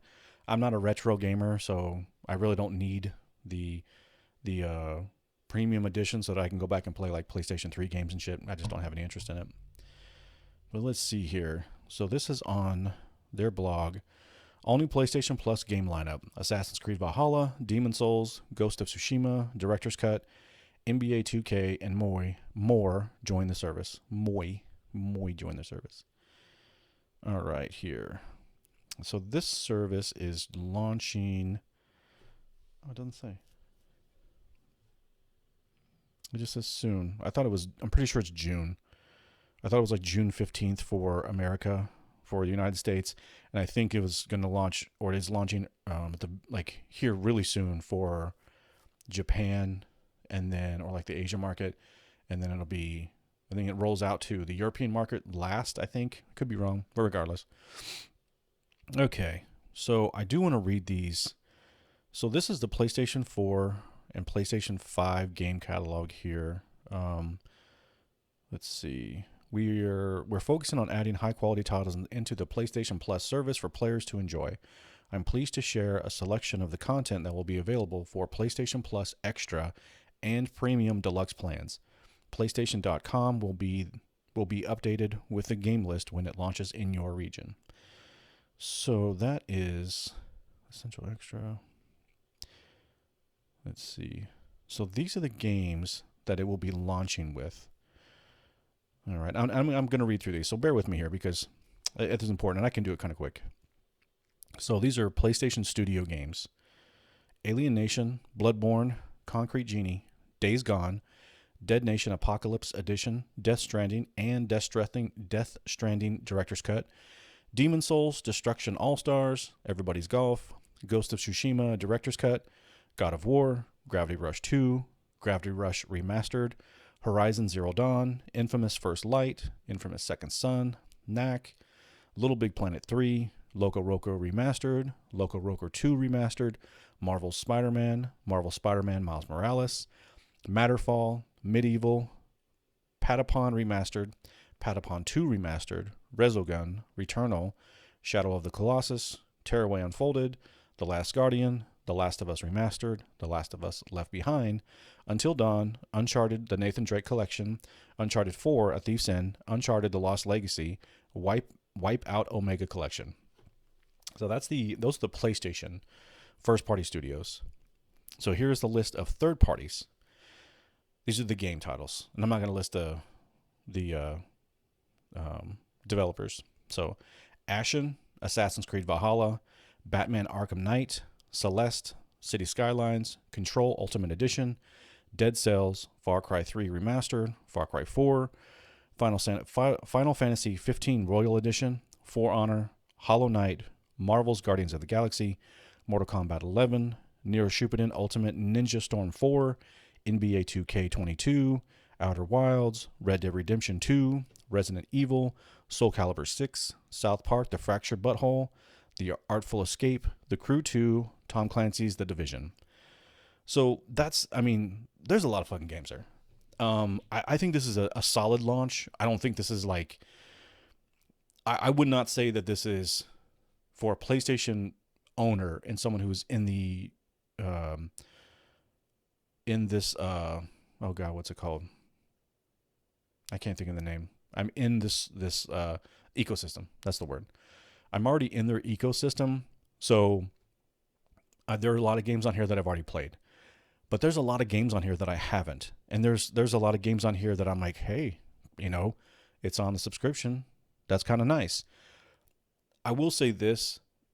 I have had PlayStation Plus for many, many, many years now. They give 2 free games with the subscription, free with asterisk. So it's with your subscription, with your PlayStation Plus subscription, they were already giving 2 games included with it every month, 2 new games. And then it was like, typically it was like 2 games. And then it used to be current system, like maybe 2 previous gen systems, and then a PSVR game, and then a PS Vita before that got axed. So I think there's a lot of games here to be excited for. I don't think that this is knocking my socks off as someone who's already played a lot of these games. But as I said, there are plenty on here, games that I just haven't played. I haven't played Control. I've heard a lot of great things about that. I haven't played Final Fantasy 15. I'm not a Final Fantasy guy, but it's free. I'm sorry. And again, I do want to, I need to correct myself because I have made a point to say that with Game Pass. And I want to be fair to both sides here because people say, oh, it's free on Game Pass. Game Pass isn't free. The games aren't free. This is the same thing. It's just sort of easy to say that. This is included with the subscription. So Final Fantasy, Marvel's Guardians of the Galaxy, I've already bought that game, but that would have been one I totally would have tried out. So then we got, Red Dead Redemption 2. Like, that's a big game. I've already played it, but still, that is a big game. The Crew, that's a game that I never played, and it's like, hey, maybe I'll check that shit out. It's a multiplayer game, so I'm not sure how much time I'll get out of it, but still, it's there. South Park, another game that got lots of love, and I never wanted to play it. I used to watch South Park many, many years ago, but I was never like this big South Park fan. Every time I watch it, I laugh. So, I'm not saying it's bad. It just never grabbed me. Let's see here. There's a couple other games on here. What was the one that really got me? Oh, Returnal. That was the other one. I didn't buy Returnal. I didn't want to spend $70 on a game that was a roguelike, and I'm not a big roguelike player. But if it comes with a subscription, I'll check it out. I really like, what's her name again? Housemarque? Is it House? Yeah, Housemarque. The developer Housemarque, I really like their games. And this was their first venture away from retro style sort of arcade games. And this game seemed really fucking cool. It looked cool, but just the roguelike thing sort of turned me off. So to me, the investment wasn't worth it. Now it is. Now it's worth my time, right? Another one like that was Shadow of the Colossus. That's a remake from an older game made by Japan Studio, and it was originally on the PS4. This game looks cool. The only thing that I've heard about this game is that the open world is not necessarily an open world, but it's still a really special game, and it's an older game that was remastered, and it got a lot of praise for it. So again, I know when I say these games, it's like, well, that's not that much. If you're not a PlayStation Plus subscriber already, or you've never owned a PlayStation, I think this really gives you plenty of reasons to pull you in. There is a lot of PlayStation only games on here that are a great way to get into the ecosystem. I mean, as someone who has played a lot of these and had the opportunity already, it's not that big of a deal. But again, the price of that, these games of the tier that I'll be paying for, it's right at the same price that I'm already paying. So it's no sweat off my back. I really don't care. I will talk about real quick. And I'm not trying to push this aside because I don't want to say something bad about PlayStation. I just don't give a shit about retro gaming. But I've heard plenty of people say that this library for the PlayStation Studios and third-party retro games, the backwards compatibility game or backwards compat games, this is a very small list. It'll just take me a second. So the PlayStation Studio games from way back when: Ape Escape, Hot Shots Golf, IQ Intelligent Cube, Jumping Flash, Siphon Filter, Super Stardust Portable. Now we move on to third party: Mr. Driller, Tekken 2, Worms World Party, Worms Armageddon. That's it. So that to me is classic game catalog remasters. So those are the actual retro games. You'll play those games and they will look and play exactly as they did 20 plus years ago. So then they have the classics game catalog remasters. I'm not going to read them all. Again, there's not that many really. The third parties like BioShock Remastered, Borderlands, The Handsome Collection, Bulletstorm 4 Full Clip Edition, Kingdoms of Amalur, Re-Reckoning. Already played it. Not that I wasn't too impressed with it just because it still looks dated. Lego Harry Potter Collection. So I mean, there are some games on here from like old school games. It doesn't actually say. Some of these are original PlayStation. Some of those were one of those is PSP games. We get down to PlayStation 3 games. It starts to get into more games that are like more up my like games that I've already played, or maybe I missed them in the PlayStation generation. But even for me, that's a generation ago. That's like I'm on PS5. And I already had a PS4. I had a PS3, so now I'm going back like 2 generations. I'm just not interested. But I suggest, go check it out. The game isn't shit. Like just looking at the PlayStation 3 games, there's quite a few on here. There's a decent amount of games. They did say that they were going to start small and then build over time. These things take time. They are coming into this sort of subscription model way late in the game.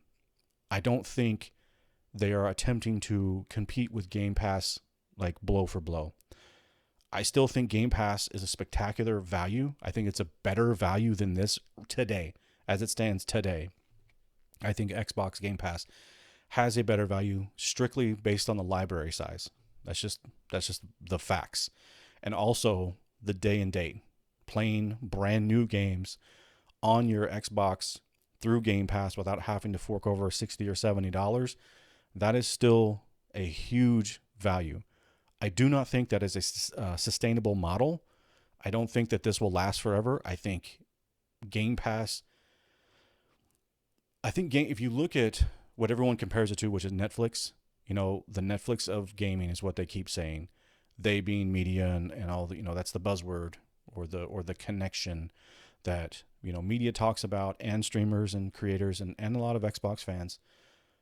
I don't think it's sustainable. And Netflix has now sort of peaked, and now we're starting to see them struggle, and more of their financial news is kind of coming out now. Are we now at the point where the subscription-based model, it not being sustainable, is now starting to show and be a little more open? Possible. I don't know. Only time will tell. My personal opinion, and I've said this from day one, I don't think subscription-based models for gaming is a good idea. I don't think it's going to go anywhere. I don't think it's sustainable. I don't think it will last. you must make money off games for them to be worth making, I should say. So, we'll see. We'll see. I'm not saying, yep, I know for sure this isn't going to work. This is going to bomb. I'm just saying, I don't think we're, based on what's going on with Netflix right now and the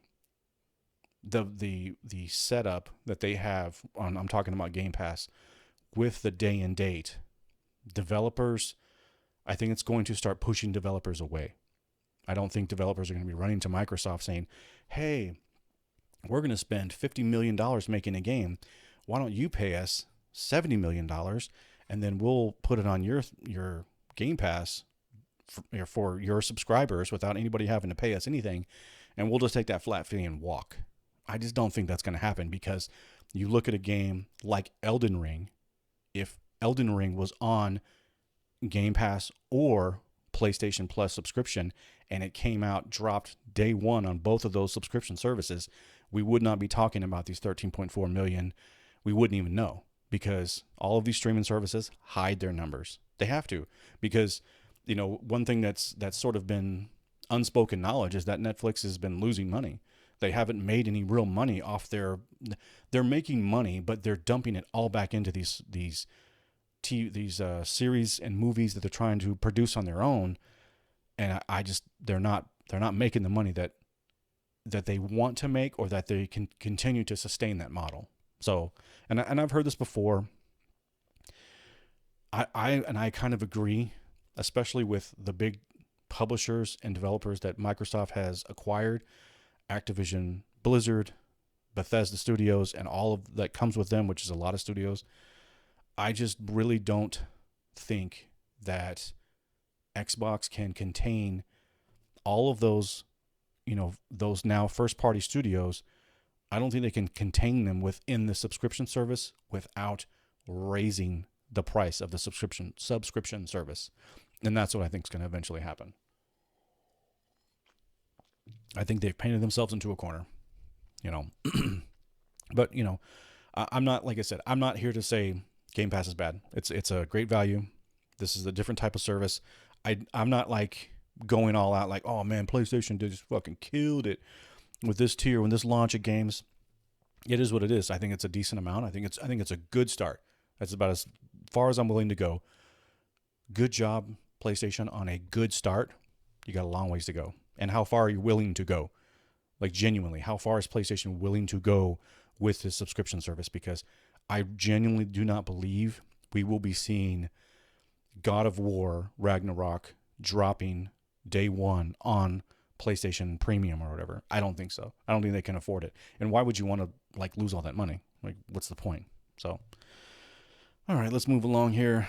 So there's some rumors, and this is sticking with some PlayStation news. I forgot to say this. I divided this up with, we're going to talk about some PlayStation news, and then we'll get into some Xbox stuff, and then we'll wrap it up. But the next thing on the docket here was there's a lot of talk about the PlayStation event, and like I said, there are a lot of rumors, and I don't have an insider, and I'm not a news source. I just know what I read, and I know what I hear other news sources say. But there's a lot of chatter that PlayStation is going to have a PlayStation event or E3 style event in June. It makes total sense to me. Microsoft announced their sort of showcase. It's basically E3, what they would have shown at E3, but it's the Microsoft / Bethesda showcase.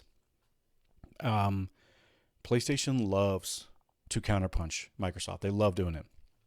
This would really, and furthermore, they have to. They've been really quiet for a long time, and I think it's time for them to speak up. I don't think that they can rest on their laurels right now with Starfield and Redfall being delayed. Microsoft, right now, this moment, I'm not saying this is for sure, but right now, today as it stands, Microsoft doesn't have a first-party studio game coming out this year at all. Now is not the time to take your foot off the gas if I'm Sony. So them having a showcase to sort of counter Microsoft, whatever they're doing, take sort of the heat off that, take their shine away, get more eyes on their studios and what they're doing and what's coming for them this year, next year, the future, and everything. So it makes sense. But there's some rumors, and You know, I listen to different um, I listen to different creators, and one in particular was sort of like breaking a story from an actual insider.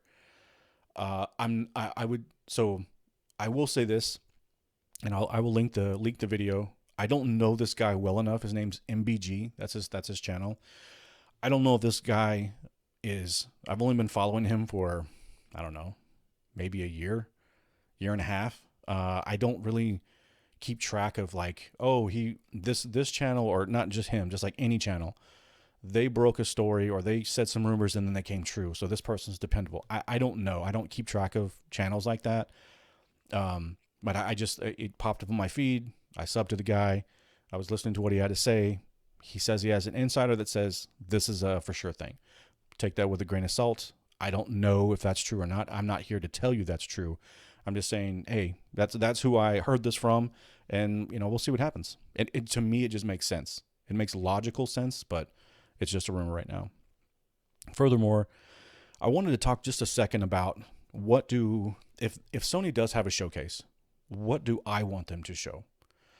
And I was thinking about it. I'm like, okay, like what do they have?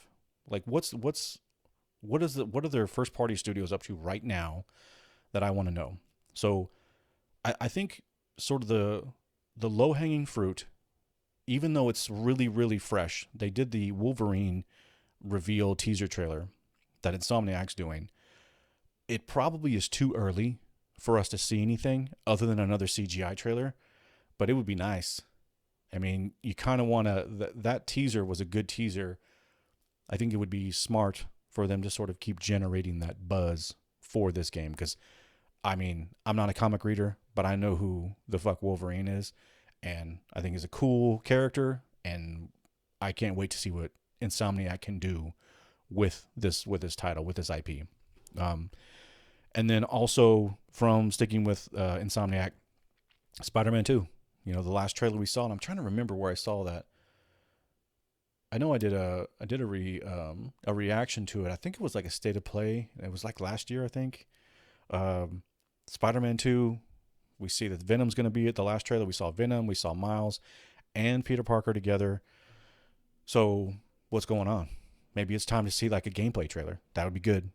That'd be good. And maybe lock in like a release sort of window, spring or fall of next year, whenever it's coming out. I don't even remember the day. The next one up would be, Naughty Dog. They have been really quiet. The Last of Us 2 came out, I don't know, a couple years ago. There was a lot of controversy surrounding it. I have my own feelings about Neil Druckmann, the studio, the things that they have said, the game itself, the story, all the stuff. I have my own my own issues with their choices. But they make fucking damn good looking games. They make quality games. When those games come out, they are complete. They don't really have a reputation of launching unfinished, unpolished, shitty, buggy games. Their games come out, they're pretty fucking solid out the gate. So what have they been up to? There's a lot of rumors about this multiplayer game that's rumored to be called Factions. That's based off of The Last of Us multiplayer, which I'm a personal fan of. I think that's an underrated multiplayer mode. I had a lot of fun playing it. So maybe we go into that. Sony has already said they want to sort of get into games of service. If they're doing a multiplayer game, maybe this is them, Sony, getting what they want. Letting Naughty Dog make something different. Because they've made 5 Uncharted games. And 2 Last of Us games. So in Uncharted 1, 2, 3, 4, and then Lost Legacy, and then Last of Us 1 and 2. So that's 7 games off 2 IP.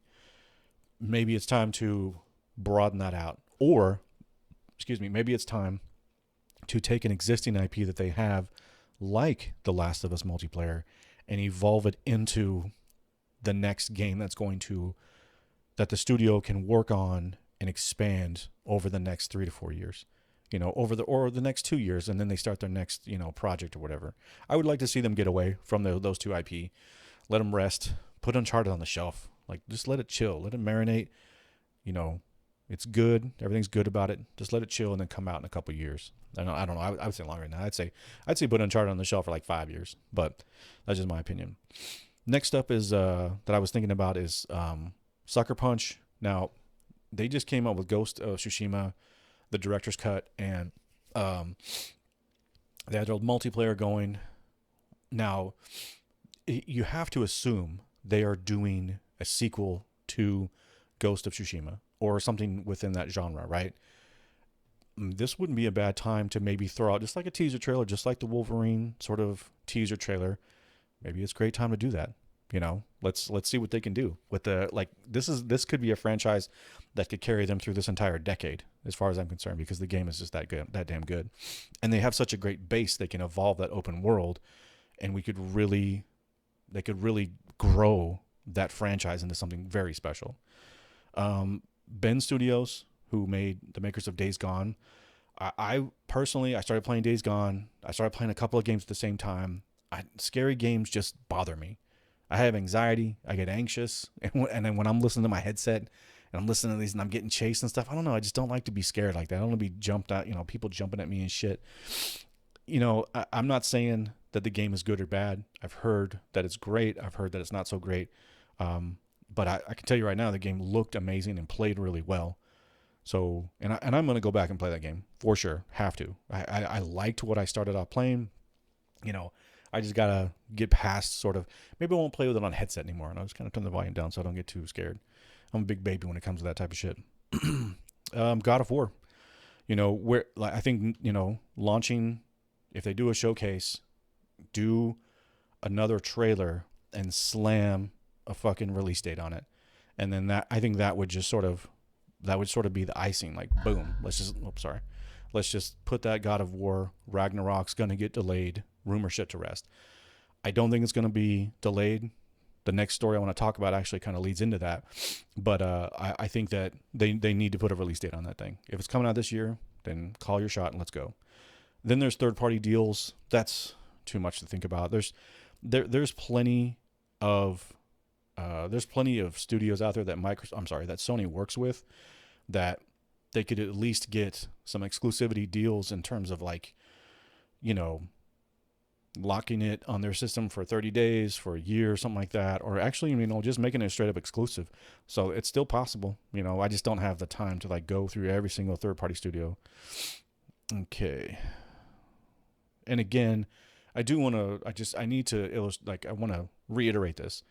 It's really important for Sony to, if they want to maintain the lead that they have in mindshare, in games releases, the system, the PS5 right now, technically putting on a better show than the Xbox and than their number one competitor, now is not the time to get complacent. So if I'm running that studio, I'm like, okay, Starfield and Redfall got delayed. The fall is ours. Let's do something.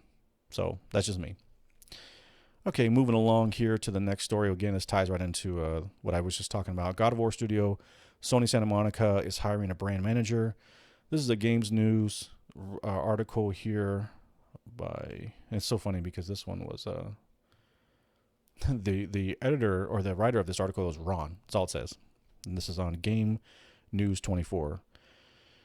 Okay, it says God of War Ragnarok is looking for a brand manager to guide the pre- and post-release commercial strategy. In response to a dispute over the I'm sorry. Here we go. Where was I at? Okay, the director of global brand marketing at PlayStation, he recently announced his job with a doodle and said, "Let us publish God of War Ragnarok." The post in Santa Monica says that the brand manager needs to work with all-round games, and yes, that means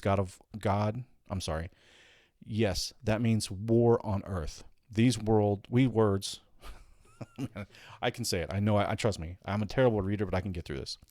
These words also show that the work will be connected with the other games of the California team.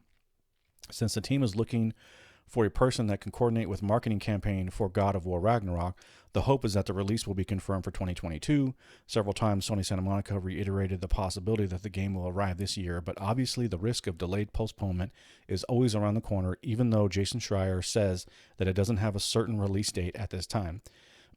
So, to me, I'm not this deep in the game when it comes to game development. What I understand, you know, people who have been in the industry for a long time, these sort of brand managers, they get hired to push a game that's coming out soon.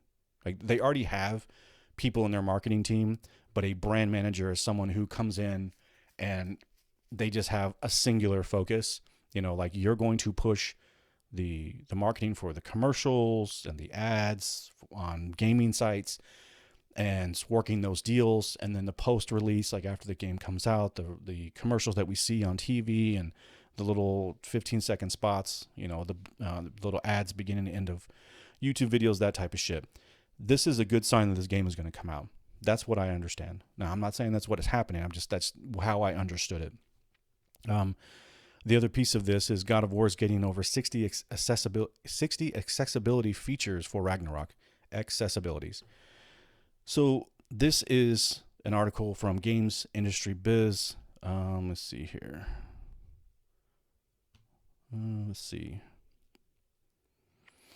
So God of War Ragnarok to feature 60 plus accessibility options, controller remapping, and UI have been redesigned from the ground up, among others. I'm not going to get into this article. There's a couple of things. They have some bullet points here.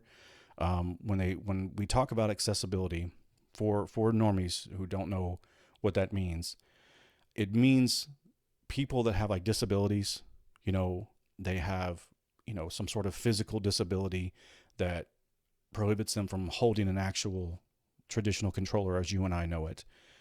They have things and they add functions and modify functions within the game so that more people can enjoy the game. And it's a really great thing. I think it's awesome. Microsoft does it and they're really good at it. They have a whole program designed for it. So this is just good around for just in the industry in general. This is awesome. So some of the things that were described in these accessibility options are including auto sprint, persistent dot, wide variety of options for text sizes, colors, and backgrounds, including for UI text, subtitles, and captions, expanded captions for both cinematics and gameplay, sound direction indicators, responsive UI, controller remapping, high contrast mode, navigation and traversal support, more audio cues. So you think of people who are hard of hearing, or maybe they can't hear, maybe they have like a really bad color blindness. There's these types of functions that will make the game more accessible for those less fortunate who are struggling with some sort of disability. This is awesome. I think it's great. Good for you. Good for Sony. Good for any sort of dev in general. This isn't just a Sony thing. This is a Microsoft thing. This is a Nintendo thing. So this is great for the industry. Awesome. All right, moving along here. So Norman Reedus leaks a sequel to Death Stranding.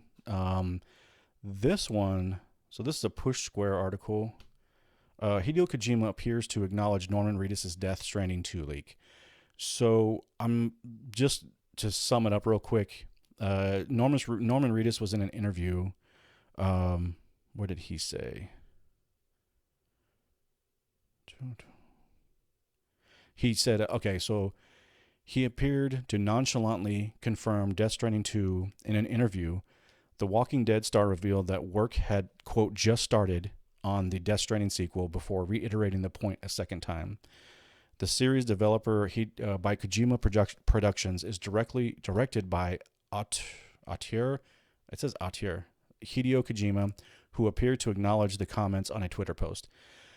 This is actually really kind of Norman Reedus and Hideo Kojima. They're friends. They worked together on Death Stranding 1.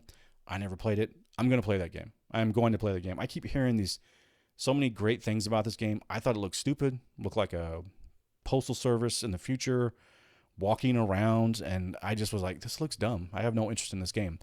It sold like gangbusters. It did really well. A lot of people like the game, so I will play this game. And technically, Hideo Kojima Productions, they make some damn good-looking games. They know how to push the technology, and they always do a good job of like game mechanics in general. So Hideo Kojima responded. This was his quote: "Go to your private room, my friend." And then This is the quote, and then it has a thumbs up with a little heart eyes emoji. And then there's a picture of Hideo Kojima holding the bat from Walking Dead that Negan held. I think the bat was called Lucille. So it's a baseball bat, old wooden Louisville Slugger style, wrapped in barbed wire. And then he's holding it up like he's smacking Norman Reedus in the back of the head with it. Norman Reedus is, on the ground, and then they're standing shoulder to shoulder with their arms around each other, like saying "What's up?" So this, to me, obviously, this is happening. This is a Hideo Kojima. I don't know if this was part of a little marketing ploy where Norman Reedus this was intentional. Then Kojima could confirm it, and then we have the story that we have today. It's very possible. A lot of this stuff I think is staged. So I'm looking forward to what could happen with this game. I'm going to play the first one. I'm at least going to dive in and give it a shot, put a few hours into it, see if it grabs me. I hear that if you play the game and once you get started and the game loop hooks into you, it doesn't let you go. So I'm going to check this game out. And this is cool. This is great for people who love the first game. This is awesome. So, all right. Let's see, moving along here. So I think that was it for the PlayStation news. So we're going to get into some Xbox stuff, and I'm going to kind of blast through this. Not intentional because it's Xbox, because it's late, and I got to get up and go to work in the morning. So Gears of War may be getting a remaster collection. This is a Video Games Chronicle article. Let's see here. So VGC, Gears of War could be getting the Master Chief Collection treatment, it's claimed. A compilation could release as soon as this year, according to a journalist. This is by Jordan Midler. A Gears of War remaster. So that's according to journalist Nick Baker of Xbox Era, who this week claimed that a Master Chief Collection style game was in the works for the Gears of War franchise. Quote, a while back, I said there is another Microsoft franchise that's getting the Master Chief Collection type treatment. I am of the belief that is coming this year, end quote. He then said, quote, everyone has guessed it. If you go from November 2021 to November 2022 and you look at Microsoft's big game output, it could wind up being Halo, Gears, Forza, end quote, confirming that the rumored collection would be from the Gears of War franchise. So I think this is good news, I guess. I'm not a Gears guy. I know that franchise is beloved, and I know a lot of people like that, like the game. I think the game 1, 2, and 3, I think those games were really big with the fans. I think it was Gears 4, the one their latest one. My understanding is that it sort of veered off the beaten path. Kind of did a little of the Hollywood treatment where they swapped out the lead character who was male, and then they brought in this female character, and now she's the lead person. I know that kind of rubbed people a little bit the wrong way. I know that wasn't terrible, and I'm not saying that's what the problem is with the game. I believe that the game itself, in general, just the story just didn't really land with a lot of fans. This isn't bad news at all, but I don't think this gets Microsoft out of delaying Starfield and Redfall. And let's just for a second here, it's not just that. A lot of focus is on those two things. I personally, for me, and there's some people out there who I've listened say, like, Bethesda never delays their games. Look at all their game history. When they put a release date on it, that shit's happening. That's great, and that's fine. I'm basing I based my prediction off what I saw with my own two eyes and what I heard Todd Howard say, and just sort of the marketing speak. I just didn't have any reason to believe this game was coming out this year. And for some people, it was a big shock. For me, it was not. I figured it was going to happen. But where are all the other games, I think, is the question. If this is what comes out, and let's just say that this is the only game that Microsoft comes out this year from a first-party studio, it's going to look really bad for them still. I'm not saying that's what's going to happen, because maybe at their showcase, they drop just a plethora of games, and we find out that we are getting, or I should say Xbox, but gamers in general. When I say we, it's what I mean by that. The gamers are getting, the next Forza game, this game, and another first-party studio game, or at least an exclusive third-party studio game, a big one, a AAA title game. I think that would quell some of the chatter. I really do. I think Microsoft really needs to do that. So this added onto that, and onto like Forza 7 and insert whatever title, and then you add this on top of it. The fall for Xbox doesn't look as bad, and I think that'd be really good. I think it'd be really smart on their part. Okay. Now I want to just take a second to talk about this one. I think this one, I heard this. I was listening to a couple of different podcasts, and apparently there was a job listing for Fable but I think they might have been talking about some old news. Me personally, I hadn't heard this, so I'm not going to say that this isn't like fresh news for me at least. I'm sorry for you. Maybe you've heard this before, but there was a job listing that happened, and this was May 16th is what it says. So it says Idle. This is posted by Idle Sloth, and it says FYI, according to a job listing, senior rendering engineer, Fable is still at early stage of development. Source linked. Then it has a little link there, and it talks about the description for the job. Again, that came out on May 16th, but I started looking for the story and kind of doing a little bit of research, and I kept finding shit from like February. So I'm not going to say this is on Reset Era. That's what I want to say. Last week I called it Resetera, and it didn't click into my mind. I've heard the name Reset Era, but I've never actually seen it spelled out. It's not Resetera, it's Reset Era. So this was on their site. It's like a thread type thing. I think this doesn't really surprise me. This game is, so Playground Games, who are the makers of Forza Horizon, the open world racing game that they've made. I think they just came out with Forza Horizon 5, if I'm not mistaken. That was one that came out last year. A lot of people on the Xbox side really liked it, said it was a great game. It looks pretty, no problem. The thing is that game just came out last year, at the end of the year. And, we found out along the way that Microsoft had assigned Playground Games to make the next Fable game, Fable 4. If you don't know, Fable is an open world RPG fantasy game. So like wizards, goblins, and spirits, and, kings and queens and knights and that type of shit, right? Traditional fantasy style game. The thing is Fable 1, 2, and 3 are very beloved by the fans for the storytelling, for the questing. There's a lot of reasons that Fable players talk about this game as like this sacred franchise that they can't wait for the next one for. Because the last one came out a really long time ago. And then Xbox, they tried to take this sort of D&D style approach to Fable, the Fable franchise, and they called it Fable Legends. And it was really bad, poorly received. The E3 launch trailer I thought was shit. I thought it looked stupid as fuck. I didn't understand it. Because in my mind I was like, I thought Fable was an open world game, and then I see this and I'm like, what is this, like a mini game inside of the open world game? No, they tried to make a totally different approach, and it bombed at E3. Months later, the project was shit canned, and they closed the studio Lionsgate. So it was kind of just an all around tragedy story for them.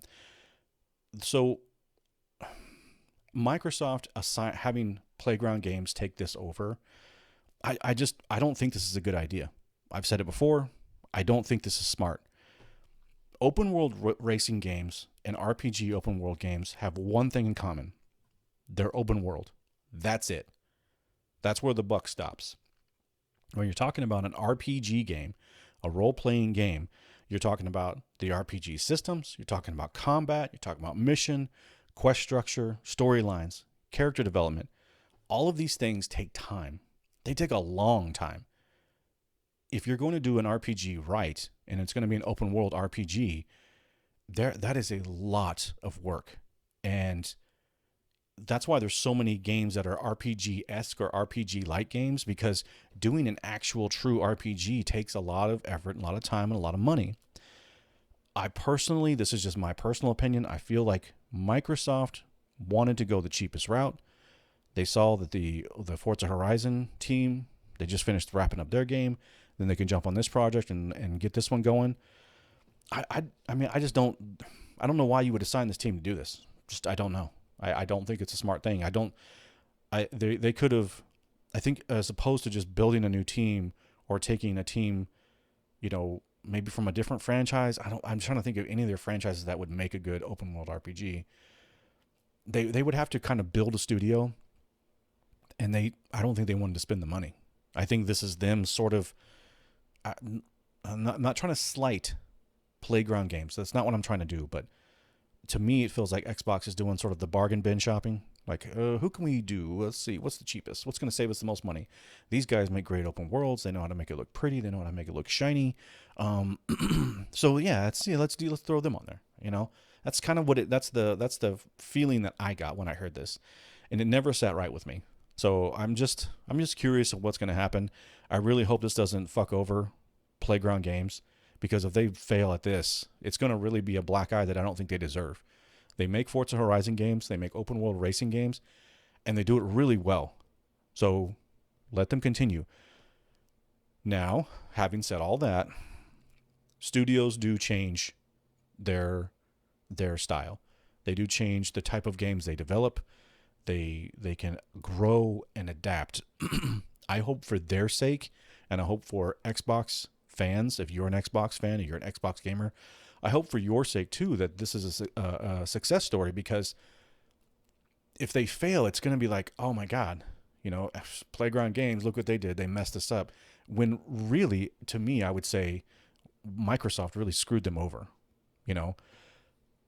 But if I'm going to use a PlayStation Studios example, and a good one. Guerrilla Games used to make first-person shooter games, and it was a franchise called Killzone. It wasn't crazy good. I played a couple of them. I liked them, thought they were fun, but they weren't like Call of Duty style. They weren't like quality like that. But they moved away from that with the blessing of Sony. They wanted to move away. They wanted to make an open world game, and they wanted to do a whole new franchise. And then Horizon came out. Horizon Zero Dawn, and obviously Horizon Forbidden West just came out. They know how to make an open world game. I don't think they're the best at it. I don't think that they're perfect at it. I definitely think that they've improved from one game to the next. I still think they're weak in some areas, but for the most part, it is a success story, and a good one, a really good one. This could happen to Playground Games. Same thing could happen. I'm not saying it can't. I just wonder if this was at Playground's will. Like, did they want to do this? Did they go to Microsoft and say, listen, we're fucking tired of Forza games. Can we do something different? We really like the Fable franchise. We're all fans. Can we do that? And Microsoft was like, okay, yeah. You know what? We're here for you. We got your back. Go do it. If it went down that way, then hey, this is on Playground, and all the best of luck to them. I just don't think that's how it happened. That's just my opinion. So, but we'll see. I'm not trying to shit on them. I wish them all the best of luck. Okay, so we're going to wrap up here. A couple of things here. So this is actually, I'm going to take a second to kind of dig into this. So, Xbox ambassadors. Let's talk about that for just a second. So, I'm not even exactly sure what an Xbox ambassador is. I went to Xbox's website, theambassadors.com and Microsoft, and I don't understand what the fuck they do. The video is cringe as fuck, and it's very modern, and it's very current, and they say all the buzzy words like empowerment and inclusivity, diversity, that type of shit. That's great. Okay, that's whatever. That's not. Those are eye roll words for me. But that's okay. That's my thing. But I still, after watching the video, I didn't understand what they do. I don't understand what they do. My understanding based on the video is they are community sort of hall monitors and or cheer squads. Like they play games and they help people who might need help playing like a certain style of game. They're sort of uber friendly, and I don't know, like they didn't really talk about like what they do like for gaming outside of making the community a better place. That's not a bad thing. I'm not saying that it's excuse me. I'm not shitting on the notion, but it just wasn't entirely clear. And I've read the page, and I was reading through this page, and I was like, what do they do? Like, what does an ambassador do? I'm not exactly sure. It sounds to me, just generally speaking, based on what I saw on the page here, it sounded to me, because it says like, join a community, make a difference. Xbox ambassadors are on a mission to make gaming fun for everyone. Join today and begin to level up for being a positive and welcoming gamer on Xbox. So literally, it's get an Xbox, become an ambassador, sign up to be an ambassador, and then go around and be kind to people. Okay, all right, that's cool. Make it a positive place. All right. I'm not shitting on that. It just was like that. What does that mean? I still don't understand. Like, how does that look in the gaming community? Do you play video games? Are you required to play a certain amount of video games or whatever? I don't think so. It doesn't sound like that. But the reason I bring that up is because there was a big deal about this person. You know what? I don't really want to say her name because I'm not trying to, I don't want to sound like I'm attacking this person because I don't know this person. I don't give a shit about this person in general. It just, this woman she said a tweet. She said a tweet. That's what I don't tweet, so I don't fucking know about it. But she tweeted out this statement, and I think I have it. Let's see here. Because I remember I was looking through this. So, I am going to say her name. I mean, she posted the tweet, right? It's not like I'm not like broadcasting private information here. Her name, and I think I don't even know if I'm saying this right. It's Dahanya, or Dahanya, Dhyana. So this woman came out in defense of Phil Spencer last week after the Redfall and Starfield delay. This is what she said. To those criticizing Phil Spencer for the Starfield and Redfall delays, please consider, number one, can you lead and manage one of the biggest brands in the world with hundreds of staff and moving pieces? 2, the pandemic has affected everyone. 3, slow and steady wins the race. 4, he's only human. All right. I don't know. That to me, it sounded like, I don't know, it had like that whole, like, I don't even know what to say. I have a term in my head, but I don't want to say it because it kind of sounds like I'm talking shit on her personally. But it just sort of had that, like, Captain Save, like, I'm going to come in and save you. I'm going to come in and save you and shield you from these evil meanies who are on Twitter saying that this, who are upset about this game being delayed or these 2 games being delayed. And this actually started a big controversy. There was a big fucking shitstorm about this. Again, I don't know this person personally. I've never heard this name before. I don't know who the fuck she is. Okay. The reason why she caught so much heat wasn't just the tweet. Okay. She is, quote, one of these Xbox ambassadors. The thing that she was being criticized for was that she was lying. She lied about her gaming cred. She was saying that she was playing certain games for a certain amount of time, and then people actually went and looked at her gamer tag or whatever, and they looked at her achievements. I think that's how they found it through. I think it was through the achievements system, and it was learned that she was lying about the time that she plays. Okay. That's something that she has to just deal with. If you're in a position where you're going to be out there like me, like I'm giving myself my thoughts, I'm giving you me to YouTube so that I can communicate with you, and then you get to choose, right? So there are people that hear me speak and they may fucking hate my guts. They may think I'm ugly. They may think I talk too much. They may think I look stupid. They may think I'm a hater. They may think I'm a bad person. They may think I'm just an ist or a phobe when I got all these problems with me, or I'm alt this or I'm alt that, or I'm some extremist because of my opinions. I had to come to grips with that when I started this channel. I avoided making a channel for a really long time because of that, because I didn't want to put myself out there because I was afraid. I had to come to terms with the fact that I will be criticized, that someone isn't going to like me. Not everyone will like me, and that's okay. I have to be okay with that. And when people tweet things out and they say things, especially in this era, in this time, like in this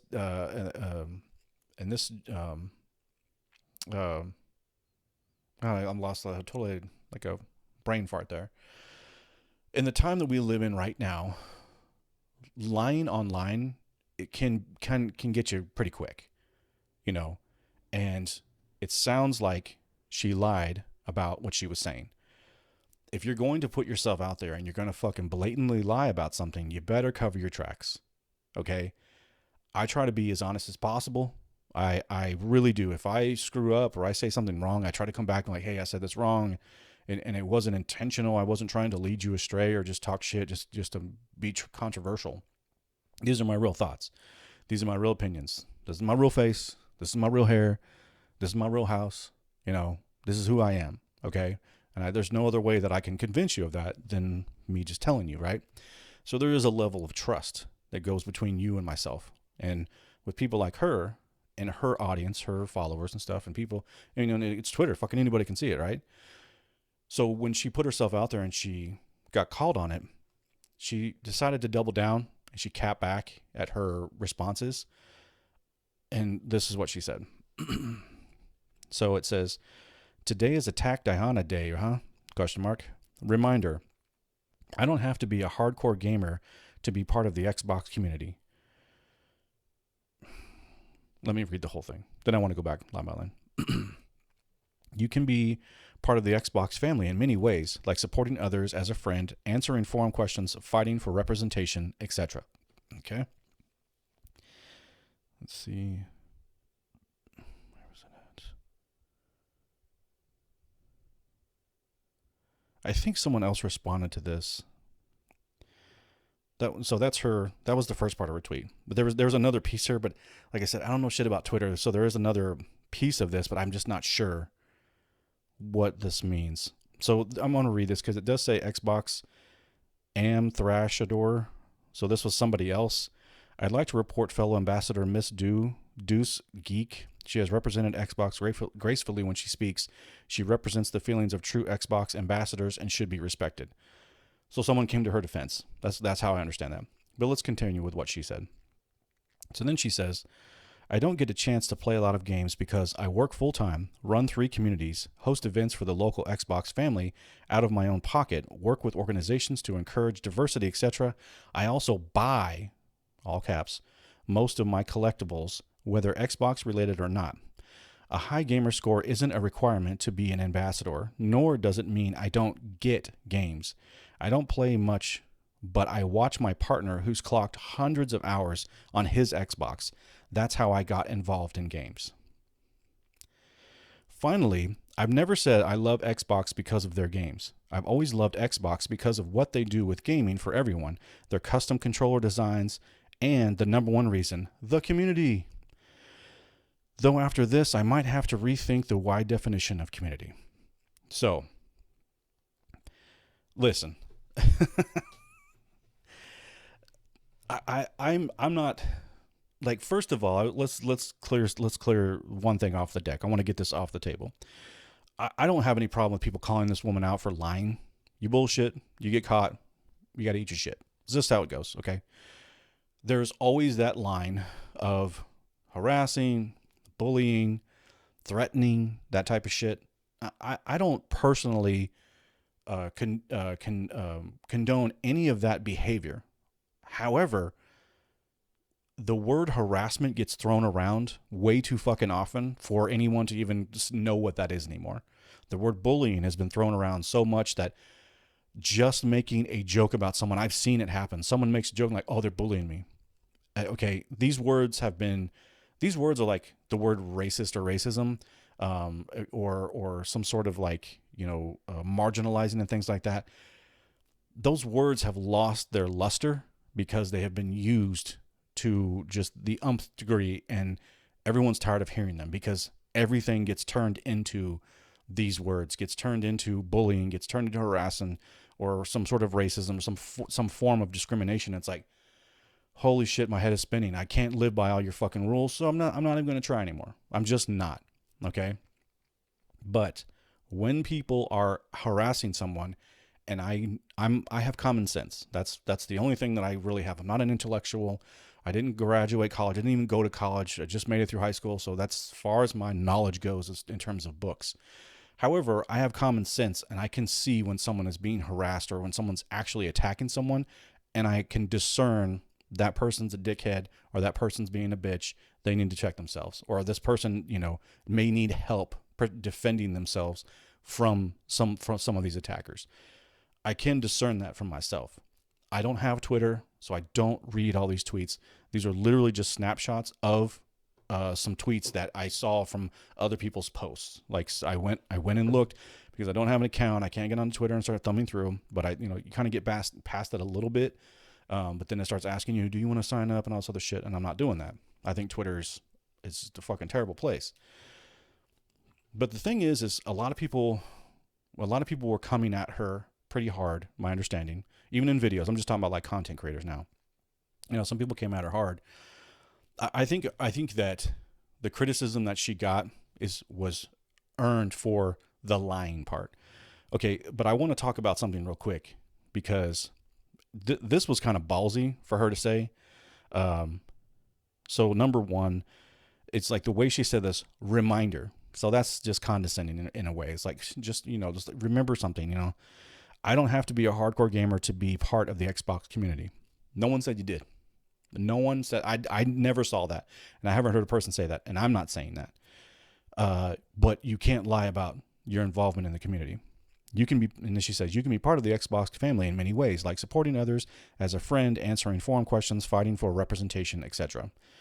Okay, representation's another fucking word, another buzzword that I'm all filled up. I'm all filled with that. I'm just full of it. I don't need to hear that anymore. Okay, and you don't need to brag and virtue signal about it. You do it, then you just do it. But when people have to say what they do to get like some sort of dopamine hit from other people, like people have to say and virtue signal like how great they are. Like, oh, I'm all about representation and this is what I do. And it's like, okay, you know what, bro, if you have to say that shit, maybe you're doing it for the wrong reason. Okay?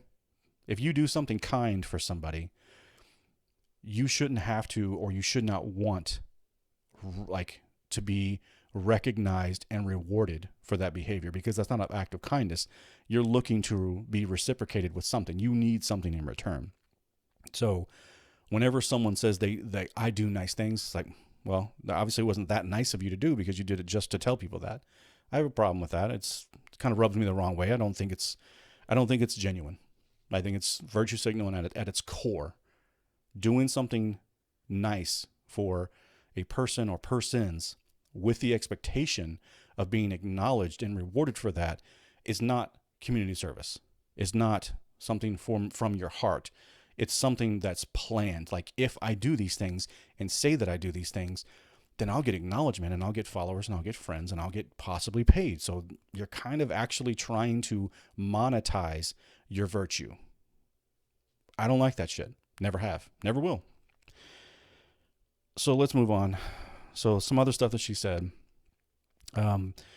This one kind of spoke to me personally. I don't get a chance to play a lot of games because I work full-time, run 3 communities, host events for the local Xbox family out of my own pocket, work with organizations to encourage diversity, etc. Another fucking word I'm tired of hearing.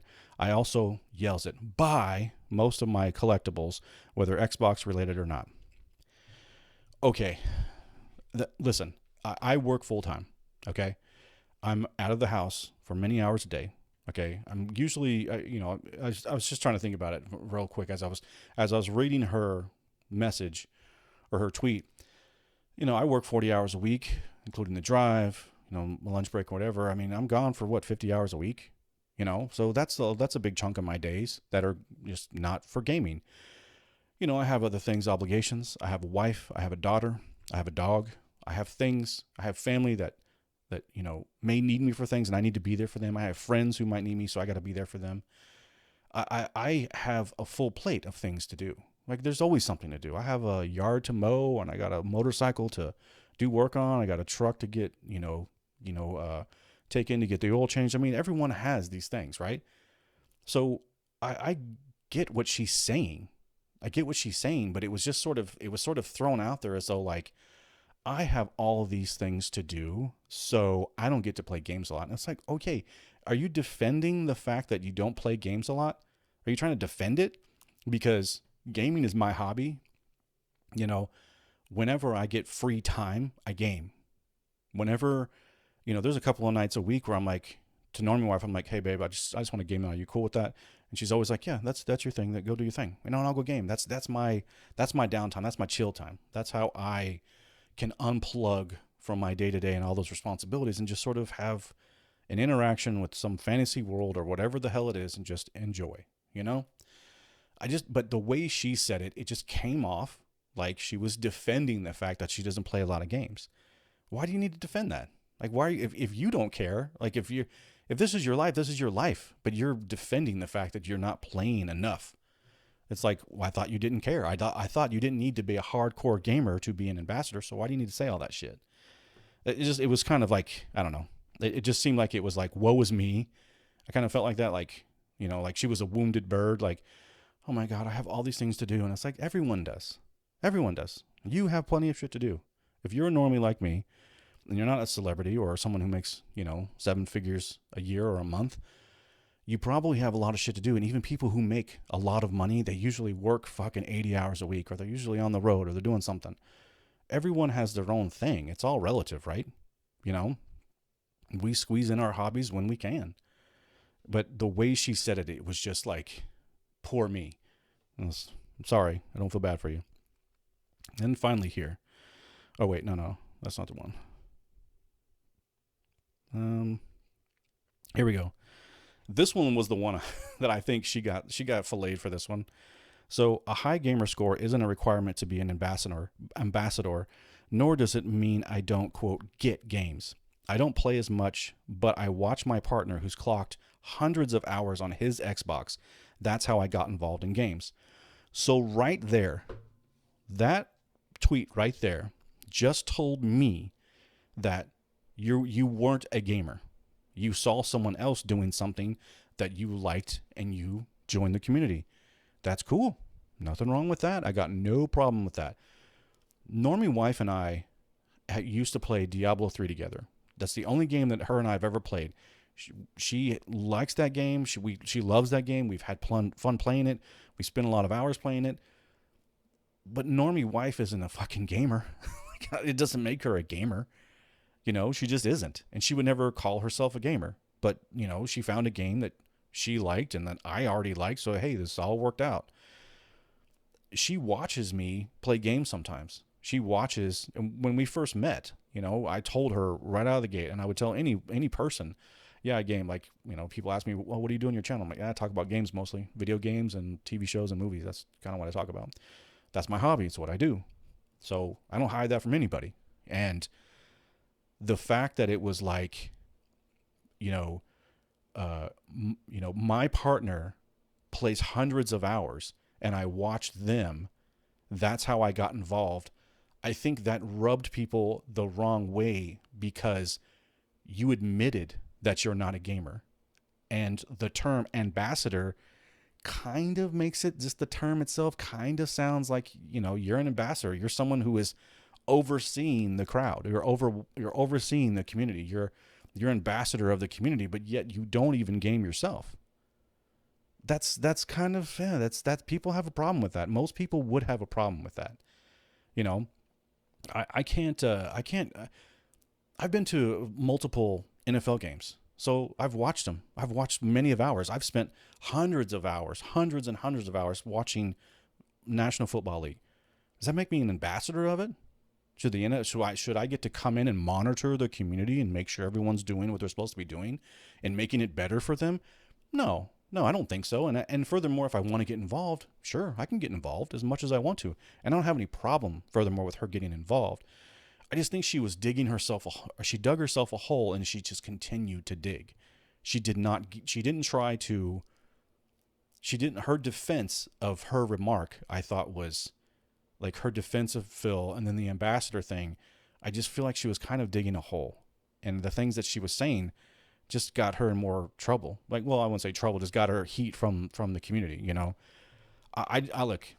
I'm not trying to say this person is a bad person or she's stupid or whatever. I just think that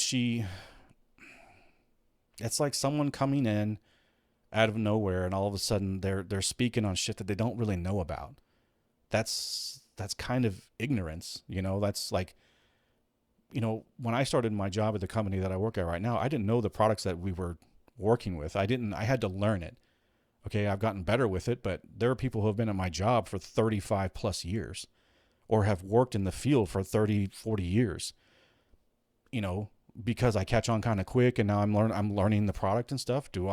Should I, you know, and do I get to school them on how shit should be done? And no, I don't think so. I think that the people who have the knowledge and who have spent the time to gain the knowledge and attain the knowledge that they have, I don't think someone just walking in the door because they watched it from afar and then all of a sudden like, hey, you know what? I'm going to be in charge here.